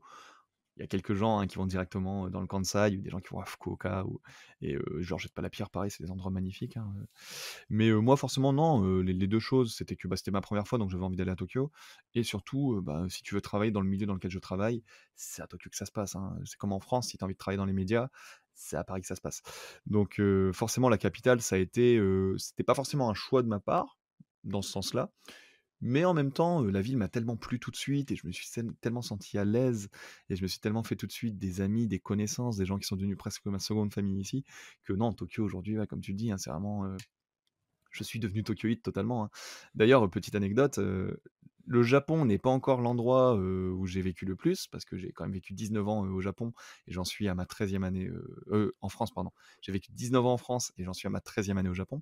Par contre, j'ai énormément déménagé en France et j'ai pas passé plus d'1 an ou 2 ans dans la même ville. Ce qui fait qu'à l'heure actuelle, Tokyo et je peux même, extrapoler encore plus, hein, Shibuya, c'est l'endroit dans lequel j'ai passé le plus de temps de toute ma vie et c'est l'endroit que je connais le mieux. Il y a aucun endroit que je connais mieux que Tokyo et que Shibuya dans le monde et en France et c'est vrai que quand je me suis rendu compte de ça, via des discussions que j'ai eues avec des gens, parce que tu y penses pas forcément, moi je suis tête dans le guidon, je vis ma vie tous les jours, je réfléchis pas à ce genre de choses. Mais en parlant avec des gens, je me suis rendu compte que ouais, effectivement, à l'heure actuelle, il y a aucun endroit que je connais mieux au monde que Shibuya et Tokyo. Et c'est pour ça que, ouais, je suis complètement devenu tokyoïte, ouais. Et je suis désolé, tu me disais quoi après? Ah oui, quels sont mes autres lieux peut-être que j'aime beaucoup, c'est ça? En dehors de Tokyo, ouais, au En Japon? dehors de Tokyo? Alors il faut savoir une chose, comme je t'ai dit tout à l'heure, j'ai jamais été touriste. Comme moi je suis venu directement et je me suis tout de suite mis à travailler, j'ai très peu voyagé. Mais à un point, ça fait phaser les gens, hein. C'est-à-dire qu'à l'heure actuelle, je suis jamais allé à Hokkaido, par exemple. Okinawa, la première fois que j'y suis allé, c'était avec Louis il y a 2 ans. Il y a plein d'endroits comme ça où je suis jamais allé et au final tous le peu des voyages que j'ai fait dans le Japon, ça a toujours été dans le cadre du travail. C'est-à-dire que quand je faisais des shootings, ça peut arriver parfois, pour des shootings, pour des événements, qu'on t'envoie, à Osaka, qu'on t'envoie, dans le Shikoku par exemple, mince, puis à ce moment-là je perds mon, c'est comment ça s'appelle déjà? J'ai perdu le nom. Il y a une ville dans le Shikoku, où on m'envoie souvent. J'ai perdu, je suis désolé, mais Shikoku incroyable, les Takamatsu, u la Takamatsu, capitale ou? Takamatsu, merci de me le dire. Takamatsu, effectivement. Takamatsu, les udon sont très bons d'ailleurs, là-bas et Takamatsu, j'aime beaucoup. Kagawa, Ouais, Kagawa Udon. exactement et du coup, voilà, il y a quel autre endroit aussi où je suis déjà allé? Gunma, j'y suis allé un petit peu plus, Tochigi récemment. Tochigi, alors il y a Nikko, que tu connais certainement et j'ai découvert Nikko avec ma femme, qui elle a fait pas mal de tournages là-bas parce qu'elle fait un petit peu modèle aussi et elle me disait à chaque fois: «Mais Nikko, c'est incroyable, il y a des onsen, il y a la nature, c'est magnifique, il y a des cascades, il y a un étang gigantesque», enfin un étang, je sais même pas Un si c'est un lac? étang, c'est un lac, merci beaucoup. Chuzenji. Il y a un lac gigantesque exactement, putain, tu t'y connais très bien et heu et du coup, j'ai découvert ça vraiment, avec ma femme et je suis tombé totalement amoureux de Nikko. On y retournait la semaine dernière, et c'est toujours aussi beau et du coup, voilà, aujourd'hui, vraiment, ouais, quand les gens me demandent, je pense que déjà, je conseillerais limite plus Nikko que Kyoto, par exemple. Kyoto, c'est génial, hein, mais quitte à découvrir quelque chose, limite les gens, j'ai envie de les envoyer à Nikko plus qu'à Kyoto. Mais du coup, voilà, c'est vrai qu'au final, je pense que quelqu'un qui vient au Japon, qui prend 3 4 semaines et qui fait un petit peu le tour du Japon, il aura certainement vu plus de villes que moi. Moi, je connais très bien Tokyo, mais au final, il y a beaucoup d'endroits que je connais pas très bien au Japon. Et alors justement, qu'est-ce que tu aimerais visiter au Japon? Déjà Hokkaido, on en a parlé, mais il y a beaucoup de choses à Hokkaido que j'aimerais bien voir. Aller vraiment plus vers le nord de Hokkaido. Il y a toute la moitié nord de Hokkaido qui est vraiment, ensevelie de nature. Il y a des endroits qui sont assez dangereux d'ailleurs, j'en avais parlé aussi en vidéo. Mais c'est vrai que c'est un endroit où je me dis: «Ah, j'aimerais bien essayer de passer un petit peu de temps là-bas pour, je sais que c'est un Japon qui est un peu différent du Japon que moi je connais, donc à ce niveau-là, j'aimerais vraiment beaucoup y aller. J'aimerais découvrir un peu plus Okinawa, j'y suis allé 2 fois, c'est très sympa, mais j'aimerais vraiment aller un peu plus en profondeur dans Okinawa. Puis après, de manière générale, j'aime beaucoup, Kyushu et j'aimerais vraiment essayer de me faire un tour de Kyushu, que ce soit du côté de Kumamoto, que ce soit du côté de Fukuoka. Essayer, ouais, je sais pas, un jour de me faire toutes les préfectures de Kyushu parce que, heu, d'expérience, toutes les personnes que j'ai rencontrées, tous les Japonais que j'ai rencontrés dans ma vie avec lesquels je me suis tout de suite le mieux entendu, c'était toutes des personnes de Kyushu et autre petite anecdote, quand j'étais, en France, j'avais la moitié de mes amis japonais, à Toulouse qui étaient du Kansai, l'autre moitié qui était de Kyushu. Ce qui fait que le japonais que j'ai appris à l'époque où j'étais à Toulouse, c'était un mélange de Kansai-ben et de Kyushu-ben. Ce qui était très rigolo quand je suis arrivé pour la première fois à Tokyo et qu'il y a des gens qui ont commencé à me parler, moi j'aurais répondu en Kyushu-ben, ils étaient en mode: «Mais d'où viens-tu?» Et je leur disais: «Bah, je viens de France». Et ils me regardaient avec des yeux en mode: «Mais non, mais c'est pas possible avec un japonais pareil que tu viennes de France». Et je disais: «Bah si, si». Donc voilà, c'est vrai que Kyushu, ouais, c'est un endroit qui m'intéresse énormément. Tu as une petite fille qui est née, il y a à peine 1 an. Même pas Heu, 8 mois. voilà, c'est ça. Hem, Tu as un couple, franco-français, parce que tu es, avec Fanny, que certains de nos auditeurs connaissent peut-être par, les vidéos Ici Japon et puis, sur Ouais, son Insta, voilà. ouais. Et comment c'est d'avoir une fille, française, de 2 parents français quand on est aussi bien intégré au Japon? Et par extension, est-ce que vous avez déjà réfléchi à l'éducation que vous souhaitez lui donner? C'est-à-dire une éducation plutôt à la française, plutôt à la japonaise ou un mélange des 2 peut-être? Ouais. Très bonne question, très, très bonne question. C'est vrai que c'est un petit peu une question qui teinte mes journées, depuis, 8 mois et demi maintenant, même un peu plus, hein, depuis avant sa naissance, on réfléchissait beaucoup à ça avec ma femme et bah, écoute, j'ai été on a été très agréablement surpris de la qualité des services proposés par le Japon pour les parents et c'est des choses auxquelles tu ne peux pas te rendre compte tant que tu as pas d'enfant. Mais c'est assez fou, en fait, de voir à quel point, on est bien traité, on est bien protégé. Il y a plein de choses qui sont mises à notre disposition pour nous faciliter la vie, même ne serait-ce que pour les mamans, hein. Je donne un exemple souvent, mais c'est vrai que là, je suis allé en France il y a pas longtemps et j'ai été choqué de voir qu'en France, ces services n'existaient presque pas du tout. C'est que, par exemple, au Japon, peu importe où tu vas et quand je vous dis peu importe, je parle pas que des grosses villes, c'est même en allant dans la pampa et tout. Alors forcément, il y en a moins dans la pampa, mais il y en a quand même, c'est que par exemple, il y a des tables à langer et ce qu'on appelle des Junushitsu, qui sont donc des salles d'allaitement partout. On a même une espèce d'équivalent Google Maps dans le téléphone qui nous référence tous les endroits où il y a, des Junushitsu, donc des salles d'allaitement et des tables à langer pour changer le bébé et vraiment à chaque fois on fait le test, hein, avec Fanny dès qu'on va quelque part. Même là on est allé à Nikko récemment, donc Nikko c'est quand même la campagne, hein, je veux dire voilà, c'est la nature et ben, on trouve à chaque fois à moins de, au maximum une centaine de mètres, un endroit où il y a une salle d'allaitement et un endroit pour longer le bébé Et ça, c'est vrai que c'est génial parce que c'est même pas une question de: «Ah, du coup, les mamans, elles peuvent pas allaiter dans la rue ou quoi». Ma femme, ça lui arrive parfois quand le bébé, il a très faim, de l'allaiter dans le train, de l'allaiter dehors, de l'allaiter dans un parc. Et il faut savoir qu'on a quasiment jamais de regard, un peu méchant de la part des gens ou de personnes qui nous réprimandent ou quoi que ce soit. Au contraire même, les gens, ils sont vachement, comment dire? Gentils, bienveillants. C'est-à-dire que, par exemple, à un moment, la petite, elle avait très, très faim. On était dans un restaurant, on mangeait et forcément Fanny, elle était là en mode: «Qu'est-ce que je fais? Qu'est-ce que je fais?» Et il y a une dame qui a compris qu'on voulait allaiter le bébé et directement, elle nous a ramené une espèce de petite serviette et tout pour que Fanny, elle puisse se mettre à l'aise, tout ça. Et elle lui a dit: «Bah, allez-y, il y a vraiment aucun souci, allaitez votre bébé», tu vois? Donc on est vraiment dans des conditions de bienveillance, mais limite extrêmes, tu vois? Qui font que c'est très agréable, je vais pas te mentir, d'élever une petite fille ici. Et d'autant plus qu'on pourrait se poser la question, et j'en reviens à ce que tu m'as dit tout à l'heure, comment ça se passe pour une petite fille française? Parce que est-ce que du coup, en tant que 2 parents étrangers, on a les mêmes droits que les Japonais, tout ça? Et la réponse est oui. C'est que non seulement on a les mêmes droits, on a accès aux mêmes services, on a droit aux mêmes allocations aussi, c'est-à-dire qu'on touche des petites allocations, pour les enfants jusqu'au collège, je crois. On a droit à des allocations tous les mois qui tombent, pour les enfants, tout ça. Donc non, vraiment, on a droit exactement aux mêmes choses, on est traité de la même manière, ne serait-ce que pour, même, la crèche, l'école, tout ça, on a droit exactement aux mêmes choses. Et je t'avoue que ça m'a très, très agréablement surpris parce que quand tu es, comment on pourrait dire? Expatrié dans un pays et pas forcément que le Japon, on sait que, bah, tu pas forcément toujours droit exactement aux mêmes choses que les locaux, tout ça. Ce qui est pas forcément, enfin, ça arrive, tu vois? Genre ça me choquerait pas que ce soit le cas. Et au final, non, au Japon, écoute, ben, ça se passe extrêmement bien à ce niveau-là. Donc voilà. Je suis désolé, tu peux me redire un petit peu? Je parle beaucoup et j'en oublie la moitié de ce que tu me disais. Tu m'avais posé quoi d'autre Sur comme la question? sur la suite, quand la petite va grandir, est-ce que vous avez Ouais. réfléchi à la manière d'aborder justement cette éducation? Ouais, alors déjà, au niveau de la langue, on nous pose souvent la question. Nous, à la maison, forcément, on est un couple franco-français, donc on parle en français, Fanny et moi. Ça ne m'empêche pas de parler un peu en japonais aussi, sauf que, j'ai un peu réfléchi à la question et je pense que je suis plutôt sur la bonne voie. Et la plupart des personnes à qui j'en ai parlé m'ont dit: «Ouais, je pense que c'est pas mal». Nous, on a prévu de l'envoyer à l'école japonaise. On va pas l'envoyer à l'école internationale, on va pas l'envoyer à l'école française. Pourquoi? Parce que, moi, ça fait donc, plus de 12 ans, bientôt 13 ans que j'habite ici. Et je me suis rendu compte, via toutes mes connaissances, via les gens que je rencontrais, que les personnes nées au Japon, que ce soit des RAF, donc des métissés, franco, pardon, japonais et quelque chose, ça peut être des japonais américains, des japonais français, ou même que ce soit des étrangers, qui sont nés ici, comme ma fille. Ceux qui sont allés dans une école internationale, et vraiment, ça se démarque énormément, c'est des gens qui déjà, ne parlent pas japonais première langue. C'est des gens qui parlent anglais première langue, alors qu'ils ont jamais été dans un autre pays que le Japon, hein. Ils ont vécu toute leur vie au Japon, mais ils ne parlent pas aussi bien le japonais qu'ils parlent anglais. Et deuxièmement, c'est des gens qui, intérieurement, ne se sentent pas, intégrés au Japon.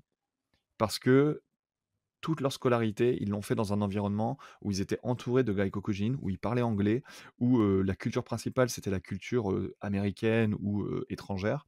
Et au final, c'est des gens qui créent vraiment une espèce de, distorsion presque de personnalité où ils ont vécu toute leur vie ici, ils connaissent que le Japon, mais, ils se sentent pas, intégrés ici. Les seules personnes qu'ils ont autour d'eux, c'est des personnes qui parlent anglais comme eux, tout ça. Et clairement, j'ai pas envie, de ça pour ma fille, en fait. J'ai vraiment envie qu'elle s'intègre du mieux possible, de la même manière que moi j'ai su m'intégrer, alors que je suis pas né ici, et de la même manière que ma femme s'intègre aussi très, très bien. Ce qui fait que je me dis que l'envoyer à l'école japonaise déjà, c'est une bonne chose, parce qu'elle va passer beaucoup de temps là-bas, elle va parler japonais, elle va avoir accès à la culture japonaise, elle va avoir accès à l'éducation japonaise. Il y a plein de bonnes choses dans l'éducation japonaise.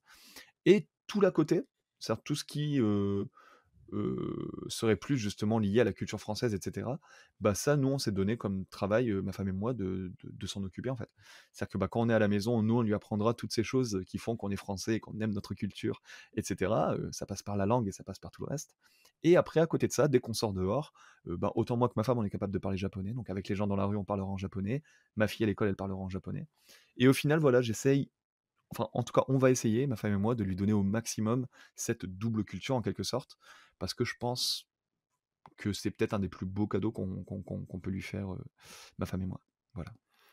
Je me joins à cet avis, hein, si OK, je bah, fais merci partie de beaucoup. ceux qui vont te dire qu'à mon avis, c'est le bon choix, j'aurais fait exactement J'ai vu des pareil. gens, hein, qui étaient plus team, j'ai envie d'envoyer mon enfant dans une école internationale ou une école française parce que j'aime pas l'éducation japonaise, tout ça, j'ai vu ça, je peux comprendre. Mais c'est vrai que moi, de mon côté, je trouve que dans mon cas et dans le cas d'un couple franco-français, encore une fois, j'ai l'impression que c'est plus intéressant de faire ce qu'on a décidé de faire. Mais après, chacun est libre de faire comme il le sent, dans tous les cas.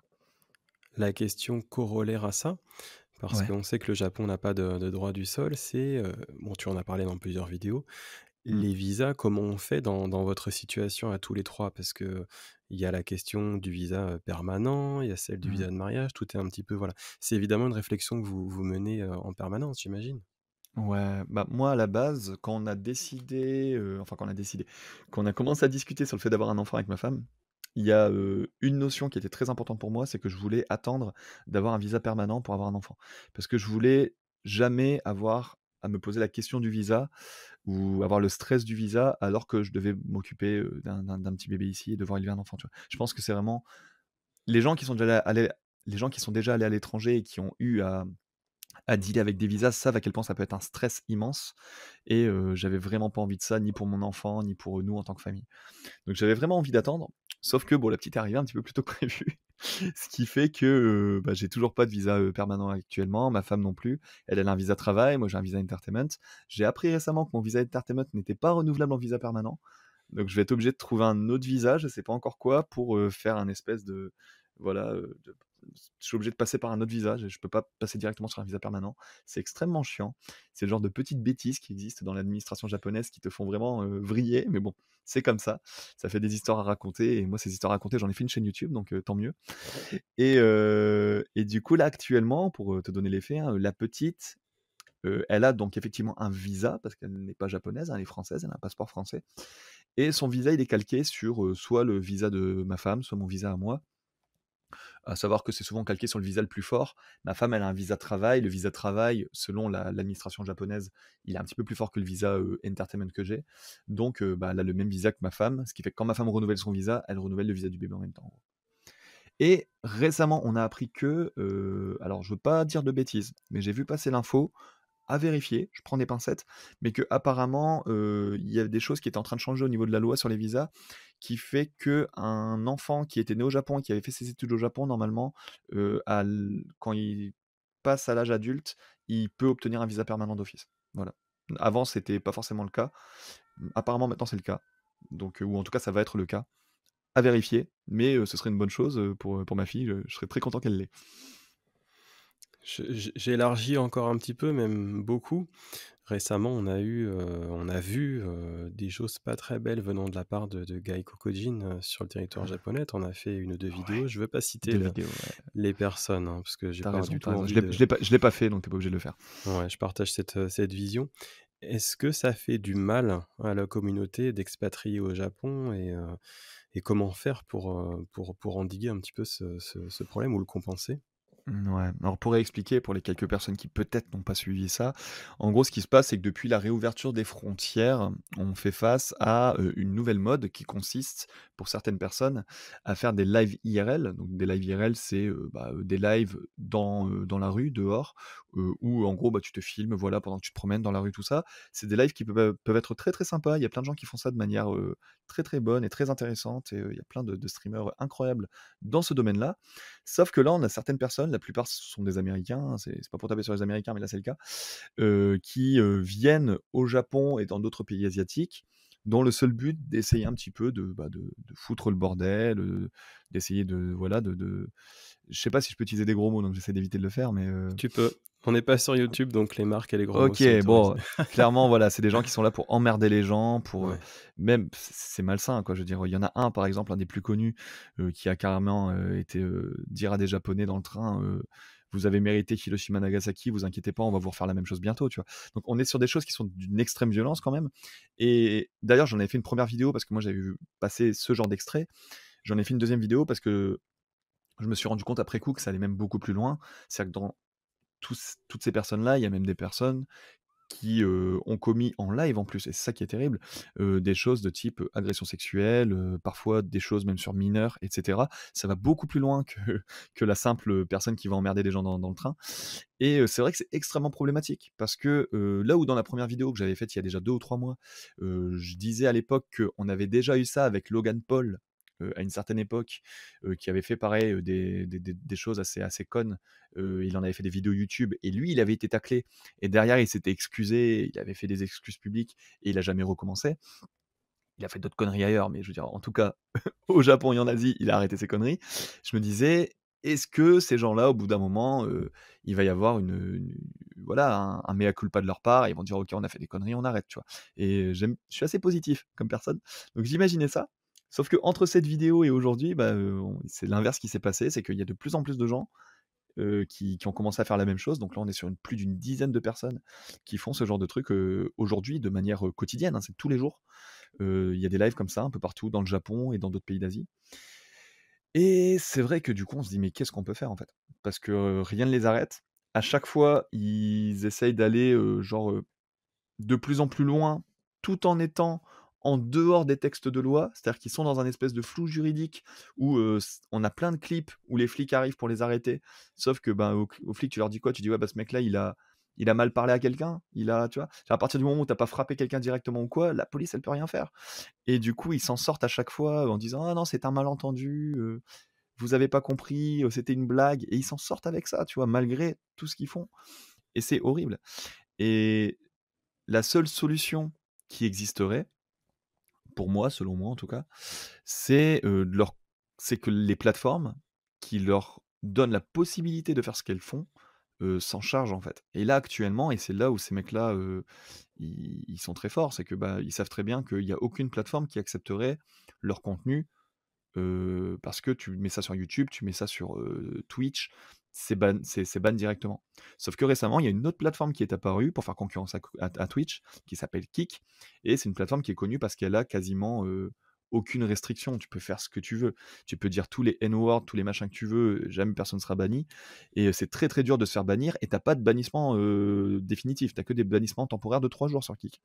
Ce qui fait que ces gens-là, bah, ils le savent très bien, ils savent que même s'ils dépassent les bornes, au pire, ils auront un petit bannissement de 3 jours et cetera et puis c'est tout, quoi et quand tu vois que ces gens-là, avec leur contenu, ils arrivent à faire des milliers de dollars par jour, c'est-à-dire qu'il y en a certains, ils ont fait plus de 10 000 $ sur une semaine. Parce que qui dit personne qui fait des trucs problématiques, dit des gens qui aiment regarder des trucs problématiques et qui aiment même y participer en donnant, tu sais, cette fameuse truc où tu donnes des subs en disant: «La personne fait ci, fait ça» et la personne fait ce que tu veux. Donc c'est des espèces de marionnettes 3.0 où tu as des gens qui sont aussi cons que les personnes qui sont directement en live et qui leur disent: «Fais ci, fais ça et va de plus en plus loin» et au final, c'est un serpent qui se mord la queue parce que, ben, voilà, c'est, l'un alimente l'autre et ça s'arrête jamais. Et du coup, c'est je sais pas aujourd'hui. À moins que Kick, donc la plateforme encore une fois, se fasse tacler par des instances plus hautes qu'elle, pardon, qui lui disent: «Bah écoute, là, ce que tu as sur ta plateforme, c'est problématique, c'est pas normal. Du coup, soit tu arrêtes ça, soit, la plateforme elle ferme». Je pense que sans en arriver là, c'est très compliqué parce qu'ils sont vraiment dans une espèce de flou juridique où ils sont intouchables. Et je t'avoue que ça me fait chier. Ça me fait, clairement chier.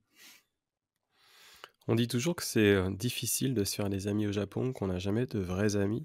Toi, tu es Ouais. très entouré, tu as un réseau qui est assez étendu. Alors bien Mmh. entendu, le fait de parler japonais facilite énormément cela, mais quels Mmh. seraient tes conseils pour se faire des amis au Japon?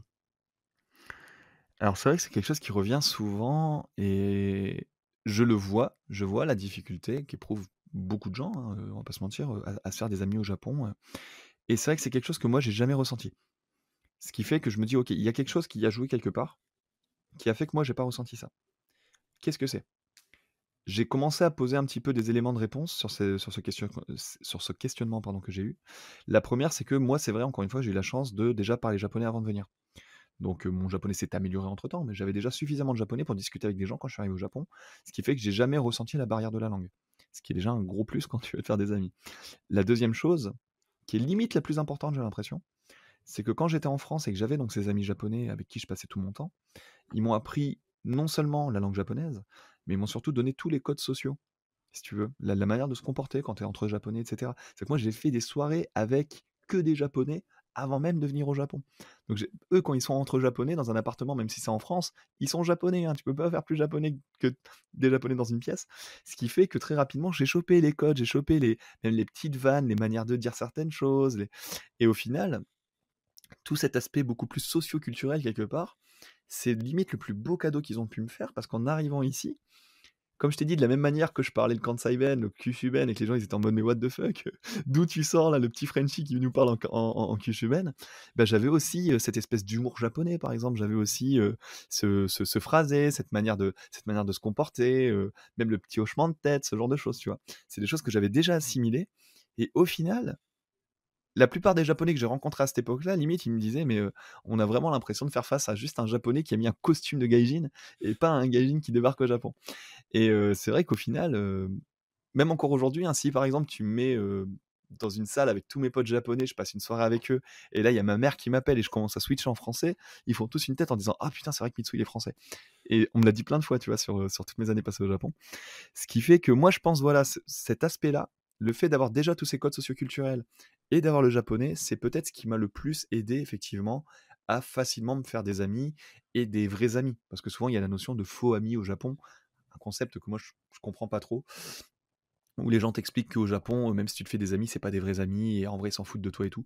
Je ne trouve pas. Par contre, quelque chose qui est très important à comprendre, c'est que toutes les cultures ont, comment on pourrait dire, une notion de l'amitié qui est différente. De la même manière que dans une culture, tu vas faire une chose d'une telle manière et dans une autre, tu vas faire la chose d'une autre manière, la manière dont les Japonais sont amis entre eux est assez différente au final, je pense, de la manière dont des Français deviennent amis entre eux. Et je pense que c'est à ce niveau-là où il faut essayer peut-être le plus de focus et de comprendre qu'est-ce que c'est que d'être ami au Japon avec des Japonais. Comment les Japonais sont amis entre eux. Et le fait d'essayer de regarder un petit peu comment ça se passe, ça permet de démystifier la chose parce que il y a peut-être des comportements que les Japonais vont avoir avec vous. En tant que Français, avec votre bagage français, vous allez vous dire: «Ah!» Vous allez l'interpréter d'une manière qui est peut-être pas la bonne manière, parce que c'est juste que, bah, les Japonais agissent de telle manière et vous, vous agissez d'une autre manière. Je suis désolé, c'est extrêmement fouillis, je sais pas si on comprend ce que je veux dire, mais c'est juste que voilà, c'est pas parce qu'un Japonais, par exemple, il va pas vous appeler tous les jours à sortir, aller boire des coups et cetera, que, il en a rien à foutre de vous, en fait. C'est pas du tout le cas. C'est juste que les Japonais, ouais, c'est vrai que parfois ils sont peut-être un peu plus sur la comment on appelle ça? Sur la retenue, sur certaines choses et cetera et je pense que c'est à ce niveau-là, il faut juste ne pas rentrer dans une forme de, j'aime pas trop le terme, mais de victimisation, où vous allez interpréter tous les gestes des Japonais en disant, «Ah, il le fait parce qu'il pense ça» et cetera. Il faut pas faire de la surinterprétation. Essayez juste un petit peu plus de regarder comment les Japonais sont amis entre eux, d'analyser la chose et je pense que vous allez en tirer pas mal de leçons. Voilà. Tu habites au Japon depuis plus de 12 ans, à Mmh. Tokyo. Est-ce que ça a changé en une douzaine d'années et si oui, comment? Tellement, bah, surtout Tokyo, hein. Tokyo, c'est une ville qui ne s'arrête jamais d'évoluer. Encore une fois, moi, l'endroit que je connais le plus, parce que c'est vraiment là que j'ai passé le plus de temps, c'est Shibuya. Et en à peine une douzaine d'années, c'est incroyable à quel point Shibuya a changé, hein. Je me rappelle encore très clairement du Shibuya de quand je suis arrivé et quand aujourd'hui je me promène dans Shibuya, je vois mais la moitié des bâtiments qui ont soit disparu, soit des nouveaux bâtiments qui sont apparus. Donc non, ça bouge énormément et j'en avais même fait pareil, une vidéo où j'expliquais, vu la vitesse à laquelle ça évolue, qu'est-ce qu'on peut attendre du Japon des années, 2050 par exemple, tu vois? À quoi va ressembler Tokyo dans les années 2050? Parce qu'il y a des travaux de partout et des gros travaux, tu vois? C'est pas juste on répare la chaussée. C'est vraiment, tu as des bâtiments de partout qui apparaissent de jour en jour, d'autres bâtiments qui malheureusement disparaissent, comme on avait pu voir par exemple la Capsule Tower hein, à Ginza qui malheureusement a disparu alors que c'était un bijou d'architecture ce truc. Nakagin. Et ouais, ouais, Nakagin exactement. Et donc, non, c'est vrai qu'il y a une évolution constante de Tokyo. Je le vois aussi chez certaines personnes, par exemple, qui n'ont pas pu venir là pendant 3 ans, avec, bah, le corona, tout ça, et qui reviennent 3 ans après et qui disent: «Waouh, c'est fou, même là, juste en 3 ans, ça a changé de fou, en fait» et c'est vrai, hein, donc moi, j'essaye au maximum de comment dire? De faire en sorte de m'en rendre compte parce que c'est vrai que tu as tendance à l'oublier quand tu es vraiment tête dans le guidon et que tu vis ta vie ici. J'essaie de temps en temps de lever les yeux et de regarder un petit peu tout ce qui change, tu vois? Pour me rendre compte de la chose. Mais c'est vrai que c'est assez impressionnant. Et sur un tout autre domaine, parce que là, je vous parlais de l'architecture, tout ça, quelque chose qui a beaucoup évolué, je trouve, en l'espace de 12 ans, c'est aussi au niveau, comment on pourrait dire? Au niveau social, sur tout un tas de domaines. qui sont un petit peu les domaines pour lesquels, beaucoup de beau comment on pourrait dire? Beaucoup de cultures luttent en ce moment. Je dis beaucoup de choses pour pas en dire grand-chose, mais en gros, tout ce qui va être, bah, les LGBT, tout ce qui va être, voilà, les droits sociaux et cetera. C'est vrai qu'on a souvent tendance à voir le Japon comme un pays, qui est en retard sur beaucoup de choses et cetera, l'égalité homme-femme aussi et c'est vrai que quand tu le compares directement à d'autres pays comme la France, par exemple, où c'est vrai que nous, ça fait déjà plusieurs années qu'on a beaucoup évolué sur tous ces domaines-là. Quand tu regardes là où en est le Japon actuellement et si tu regardes vraiment ça à un instant T, tu peux te dire: «Ouais, ils sont grave en retard quand même et c'est pas normal» et tu peux te fâcher pour ça. Moi, en étant là depuis 12 ans, je vois quand même que ça évolue énormément et le Japon d'aujourd'hui, c'est pas le Japon d'il y a 12 ans sur tout un tas de choses et même, par exemple, pour reprendre le cas des LGBT, certes, on n'est pas du tout au niveau de ce qui peut se faire dans d'autres pays, mais ça a quand même énormément évolué depuis les années 2010 et ça continue d'évoluer et il faut savoir aussi que, ça j'aime souvent le rappeler aux gens, c'est pas parce qu'une loi existe, c'est pas parce qu'il y a, comment dire? Il y a une interdiction sur quelque chose quelque part, que les Japonais sont en accord avec ça. Les Japonais sont pas en accord avec toutes les lois qui existent dans leur pays. Et il faut savoir que dès qu'il y a une dinguerie qui est dite à la télé, de la part d'un politique qui va dire une connerie sur les LGBT, bah, même au Japon, contrairement à ce que les gens peuvent croire, il y a des gens qui sortent avec des panneaux dans la rue pour dire: «Arrêtez de dire des conneries, en tant qu'LGBT, on a droit aussi au respect» et cetera, tu vois? Les Japonais sont capables de ça et donc oui, c'est vrai qu'on n'est pas encore au niveau des autres pays, mais il y a une évolution qui est vers le positif, qui prend peut-être un peu son temps, mais elle est là et je pense qu'il faut savoir la voir et il faut savoir l'apprécier quand même, quoi. Dernièrement, tu as passé un petit peu de temps au Japon en France, pardon, ce qui Ouais. t'a permis d'apprécier justement ces différences et puis la France également a beaucoup changé ces dernières années. Mmh. Ça a pu te permettre de voir ce qui était plus positif en France et au contraire, beaucoup moins agréable. Est-ce que ça t'a conforté dans ta vie au Japon? Est-ce qu'il y a des choses que au contraire tu regrettes quand tu es au Japon de la France? Ces différen Alors la question elle est très brute, mais ces différences-là, comment tu les gères? Alors, j'ai passé un mois en France, surtout ce mois-là qui était très compliqué et là, je suis encore un peu dans la digestion, on va dire, de ça parce que j'ai pas envie d'en tirer des conclusions ni trop hâtives, ni, le truc, c'est que la comparaison, si là, aujourd'hui, je fais une comparaison Japon-France, dans mon vécu, encore une fois, hein, c'est extrêmement subjectif ce que je vais dire et je prends d'énormes pincettes parce que je sais que très touchy comme sujet. Là, actuellement, c'est très, très en faveur du Japon et il y a beaucoup de choses qui, au contraire, m'ont un peu choqué en France sur, tout un tas de choses où je me suis dit: «Tu t'en rends compte justement parce que» enfin, moi, je m'en suis rendu compte justement parce que j'étais habitué à ce que je vivais ici au Japon et j'avais oublié comment, ça se passait en France et j'ai vu et j'ai expérimenté des choses où je me suis dit: «Mais what? Comment c'est possible, en fait, qu'il se passe ça?» Alors, je sais que tu veux que je te donne des exemples, donc je vais t'en donner quelques-uns. Mais ouais, c'était compliqué. Déjà, 1 chose, en tant que papa, forcément, comme je t'ai dit tout à l'heure, il arrivait des moments où on sortait du coup avec ma femme, en ville et d'ailleurs, je précise, il ne s'agit pas que de Paris, on a été dans plein de villes. Donc c'est parce que souvent les gens ils vont dire: «Mais ça se passe qu'à Paris ça». Non, ça s'est passé un peu partout, je peux le dire et là, par exemple, à Bordeaux, à un moment, je vais te dire Bordeaux, on était à Bordeaux, on se promène, tout ça et nous, on est habitués, comme je t'ai dit tout à l'heure, à ce que, bah, quand on est en ville, dès que notre petite fille, elle a, soit faim, soit elle a fait caca, soit quelque chose, on a des endroits, quelque part où on peut, aller tranquillement s'en occuper avec la clim, avec, un endroit à l'abri, des regards si, Fanny elle a envie, de d'allaiter la petite, un endroit aussi où on peut, bah, la changer tranquillement, tout ça. J'ai été, assez choqué de voir que ça n'existe pas en fait. Il y en a pas ou alors vraiment il faut connaître l'endroit dans la ville, où, la table à langer est cachée, et puis les salles d'allaitement, ça n'existe clairement pas. Et c'est dingue et pour te dire, on était du coup en ville et puis on cherchait, on trouvait pas. On demandait à des gens, on dit: «Est-ce que vous connaissez un endroit où il y a une table à langer pour changer un bébé, quoi?»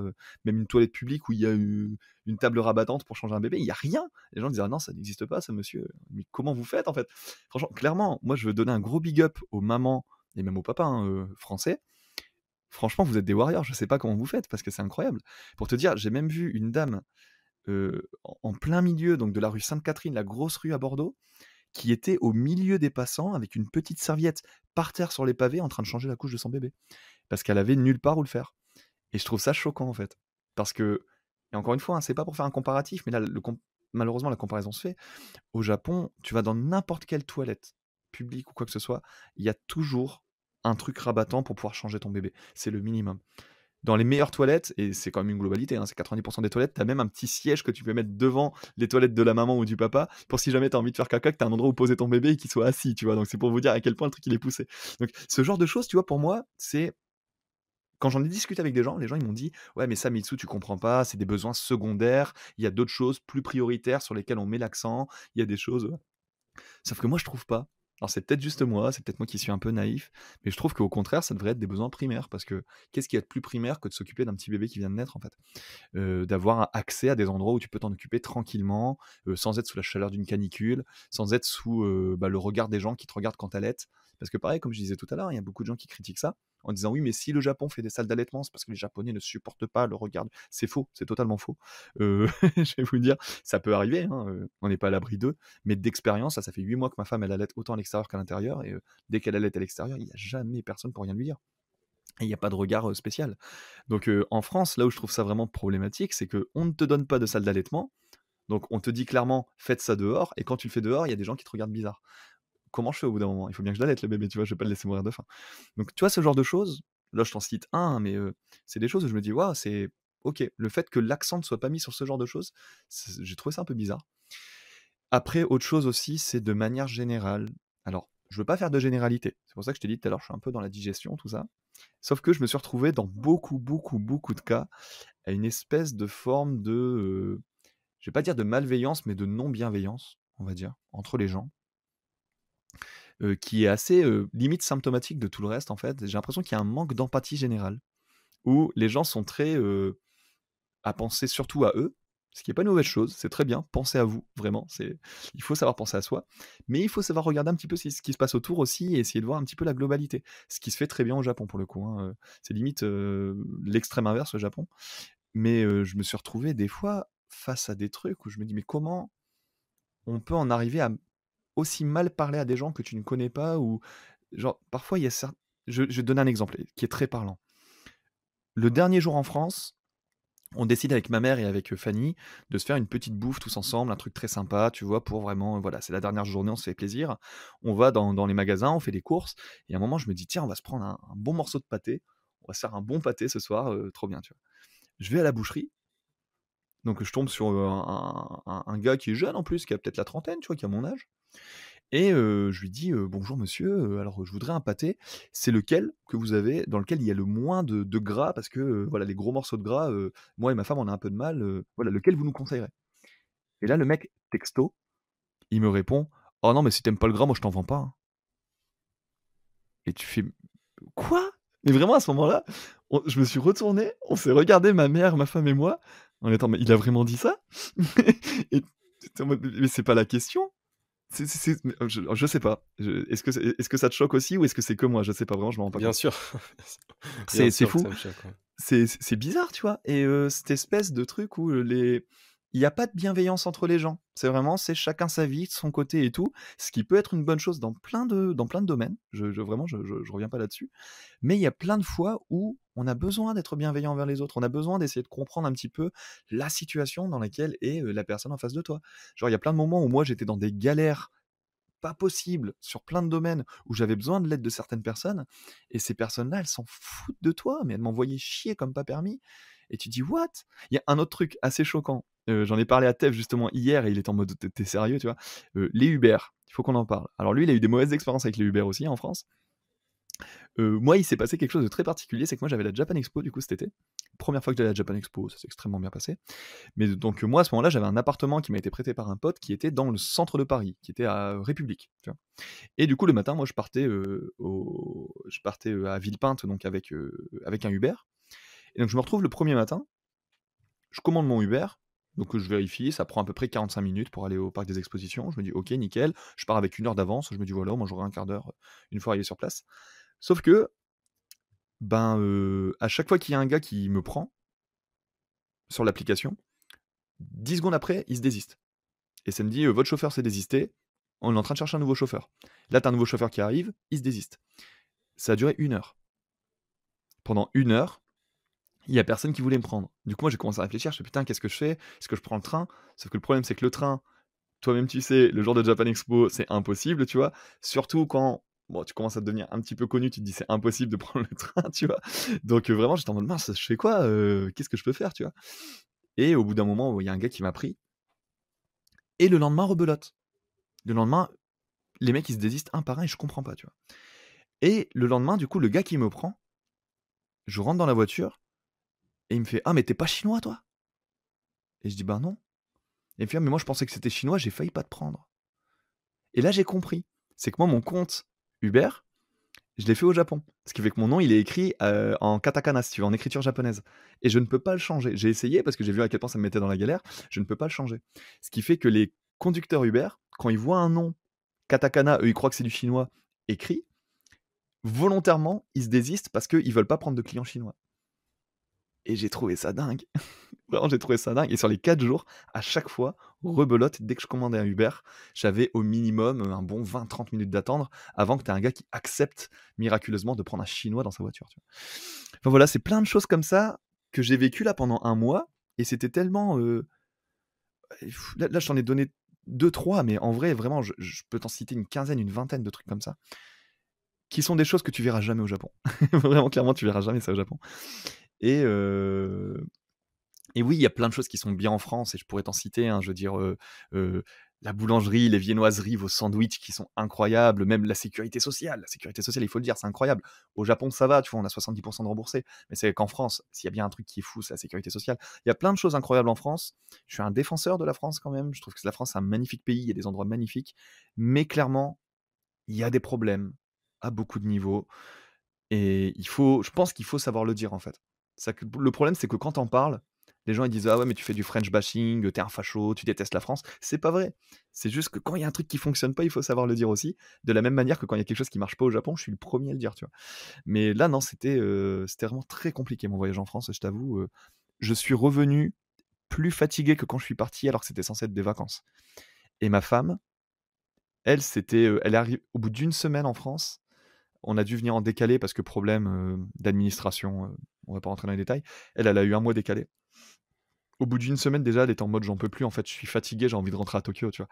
Et c'est pas normal, tu vois? C'est pas normal, que ce soit aussi fatigant, tu vois? Alors je suppose que les gens qui sont en France et tu en fais partie, enfin tu es en France là actuellement d'ailleurs? Actuellement, ouais, ouais. Ah oui, oui, c'est vrai, en plus décalage horaire, je suis bête. Les gens en France, ils sont habitués, je pense, à beaucoup de choses, donc c'est peut-être pas aussi choquant que ce que ça a pu être pour nous. Je pense, le fait que ça fait longtemps que je vis au Japon, ça joue beaucoup aussi sur mon affect et cetera. Mais c'est vrai que ouais, non, j'ai malheureusement et vraiment malheureusement, moi j'étais parti pour vivre un mois incroyable en France et j'ai trop de choses en fait qui m'ont choqué ou qui m'ont, mis vraiment dans la galère en fait et je trouve ça un petit peu dommage quoi donc voilà. Je suis désolé, c'est pas extrêmement positif pour le coup alors que je suis quelqu'un de très positif d'habitude, mais c'est vrai que là non, ce mois en France il était très particulier. Dernière question pour notre entretien. Est-ce que tu te vois finir ta vie au Japon? Tu as déjà réfléchi à ça, j'imagine? Ouais, alors moi j'ai tellement une vie et je pense que tu l'as compris, hein, qui part un peu dans tous les sens. C'est-à-dire que moi je me considère un peu comme un yes man, si tu veux, où je vais vite fait parler de ça et je réponds à ta question en même temps, mais je vais vite fait parler de ça parce que c'est un sujet qui, pour moi, est assez important. C'est que, via ma chaîne YouTube, je parle beaucoup de choses que j'ai faites, beaucoup d'expériences que j'ai faites, que ce soit encore une fois dans le milieu de la télévision, le milieu du modeling, le milieu de la musique, YouTube aujourd'hui, tout ça. Et un souci que je vois à ça, c'est que, tu peux vite tomber dans un espèce de biais quand tu vois la finalité de quelqu'un sur son parcours, en fait. C'est que quand tu vois juste là où est arrivé quelqu'un, tu peux, dire: «Ah ouais, mais lui, il fait ça, mais moi, c'est impossible, jamais je pourrais avoir son niveau» et cetera. Sans voir, en fait, qu'il y a un parcours qui a été fait et qui a amené à ce qu'on en arrive là. J'ai pas claqué des doigts et un jour, j'en suis arrivé là, tu vois? Sauf que moi, de mon côté, j'ai pas le sentiment, dans mon ressenti intérieur en tout cas, d'avoir spécialement fait des trucs de ouf. Parce que je les ai vécus, au jour le jour, en fait. Et moi, ce qui s'est passé, clairement, et c'est très important pour moi que les gens, le comprennent, c'est que je suis juste un petit gamin qui aimait bien le Japon, qui a appris le japonais à une époque et qui s'est dit: «Tiens, moi, je vais faire de la musique au Japon». Ce qui est, un rêve de gamin, comme tu en as qui veulent devenir astronaute ou tu en as qui tu vois? Et je suis parti à 19 ans et à partir de là, ma vie n'a toujours été que, des propositions qu'on m'a faites à droite à gauche et moi je répondais oui à chaque fois en fait. J'ai juste été un yes man. C'est-à-dire que j'ai eu la chance de rencontrer un gars à un moment qui m'a dit: «Hey, tu veux pas faire idol?» «Ah bah vas-y, je vais être idol» et puis, finalement ça se fait pas, du coup, hop, je retourne travailler, je fais de la pâtisserie, je travaille dans un restaurant. Puis après tu as un autre gars qui fait: «Ah, tu veux pas faire de l'événementiel? Et tu veux pas faire modèle? Tiens, essaye d'être modèle. Tu veux pas faire ça?» Et au final, moi j'ai jamais été plus que le petit gars qui disait oui à tout parce que, ben, quand tu es au Japon et qu'on te propose des trucs, bah, au final, tu perds rien à essayer, tu vois? Et mon parcours, ça n'a toujours été que ça. Et je me sens pas spécialement ni meilleur qu'un autre, ni plus talentueux qu'un autre ou quoi. Je suis vraiment juste un gars qui s'est fixé un objectif à une époque, qui était: «Vas-y, tu vas faire de la musique au Japon», qui a gardé cet objectif-là, comme un petit peu un phare, très, très loin, tu vois? Et qui a juste avancé plus ou moins en fixant ça et en prenant tous les trucs qu'on lui a donnés sur la route. Et c'est ça qui m'a amené à faire plein d'expériences qui, certes, quand tu les racontes une à une, tu as l'impression que c'est des trucs de fou. Mais moi, sur le moment, c'était juste l'expérience du moment parce que, bah, on m'a proposé de le faire ou parce que j'ai eu l'occasion de le faire ou parce que, bah, les événements m'ont amené à faire cette chose-là, tu vois? Ce qui fait que, voilà, je veux vraiment démystifier ça pour que si jamais il y a des gens qui, ont un rêve, comme moi j'ai pu avoir le mien, qui, se disent pas, «Jamais je pourrais arriver à faire quoi que ce soit» parce que c'est pas vrai, en fait. Moi, vraiment, je suis un peu l'archétype de ça, hein. Je suis, le gars, qui n'était pas du tout, destiné à faire, tout ce que j'ai fait et qui, par la force des choses, en arrivait à faire des trucs assez sympas, tu vois? J'ai encore plein de projets, je me dis: «Est-ce que j'arriverai un jour à faire les autres projets que j'ai envie de faire?» Tu vois? J'ai envie de créer, ma société dans l'audiovisuel, j'ai envie de faire des trucs comme ça. Je sais pas si je vais y arriver, mais je vis ma vie au jour le jour, je vois où ça m'amène. Là, aujourd'hui, YouTube, c'est plutôt sympa, je fais YouTube. Qui dit que l'année prochaine, je ferai encore YouTube? J'en sais rien du tout. Et pour le Japon, c'est un peu pareil. C'est que là, écoute, ça fait 12 ans, bientôt 13 du coup, que je vis ici. Je me sens extrêmement bien ici. Là, j'ai ma femme ici, j'ai ma maison ici, là, depuis peu. J'ai ma petite fille qui est née là. Donc oui, pour l'instant, effectivement, je me vois vivre ici, je me vois continuer de vivre ici, d'élever ma fille ici. Mais si, par la force des choses, va savoir, soit je dois quitter le Japon, soit on me propose un truc chamé dans un autre pays, rien ne m'interdit aujourd'hui de partir, en fait. Même si je serais un peu triste, parce qu'effectivement, j'ai développé beaucoup de choses ici qui font que c'est un peu dur pour moi de partir. Mais je peux pas te dire aujourd'hui à 100% non, jamais je quitterai le Japon parce que là, non, je sais pas. Si demain on me propose un truc de fou au Canada, peut-être je partirai au Canada, tu vois? Je sais pas. Est-ce que tu as un dernier mot pour nos auditeurs? Bah, je pense que c'était à peu près ça, mais bah, de manière générale, déjà, merci beaucoup. S'il y a des gens qui écoutent, qui connaissent un peu mon travail, voire même qui soutiennent mon travail, merci beaucoup. Parce que c'est encore une fois, moi, j'en reviens pas. Je reviens pas de cette chaîne YouTube et de tout ce qui s'est passé là depuis bientôt 3 ans, des 166 000 abonnés. C'est un chiffre que j'arrive même pas à conscientiser, je m'en rends pas compte. Donc je veux vraiment remercier les gens qui ont décidé, à un moment de me faire confiance sur ce que j'avais à leur proposer. C'est vraiment grâce à vous tous, en quelque sorte, que je suis là aujourd'hui, à vous parler sur, ce merveilleux média qu'est Kanpai. Et puis, bah, j'espère, juste que je vous décevrai pas dans la suite de mon parcours, que je continuerai à savoir vous proposer des choses, qui vous intéresseront ou qui vous apporteront peut-être des réponses à des questions que vous vous posez. Et puis, oui, dernière chose, encore une fois, comme je disais tout à l'heure, hein, si vous avez des rêves, si vous avez des objectifs, juste foncez, laissez jamais personne vous dire que vous pouvez pas y arriver, vous êtes la seule personne qui peut répondre à cette question. C'est pas ni vos parents, ni vos amis, ni, les gens qui sont autour de vous qui peuvent décider que si vous êtes capable de faire quelque chose ou pas. Et puis voilà, encore une fois, soyez des yes man, allez chercher les opportunités où elles sont et puis, vivez votre vie, le mieux, quoi. Voilà. Mitsu, je voulais te remercier d'abord pour avoir accepté cette invitation et puis pour ton éclairage. Tu transpires la passion et c'est vraiment très, très agréable de t'entendre. Donc Merci je voulais beaucoup. Ça va, j'ai pas trop encore. parlé, je suis une C'est pipelette, je sais, parfait. mais on t'a C'est pas trop impeccable et entendu, j'ai l'impression. c'est à ça que sert le podcast. Donc écoute, je te fais des bisous et je te dis bye. Allez, à bientôt. Bye. Retrouvez plus d'interviews Japon sur nos podcasts.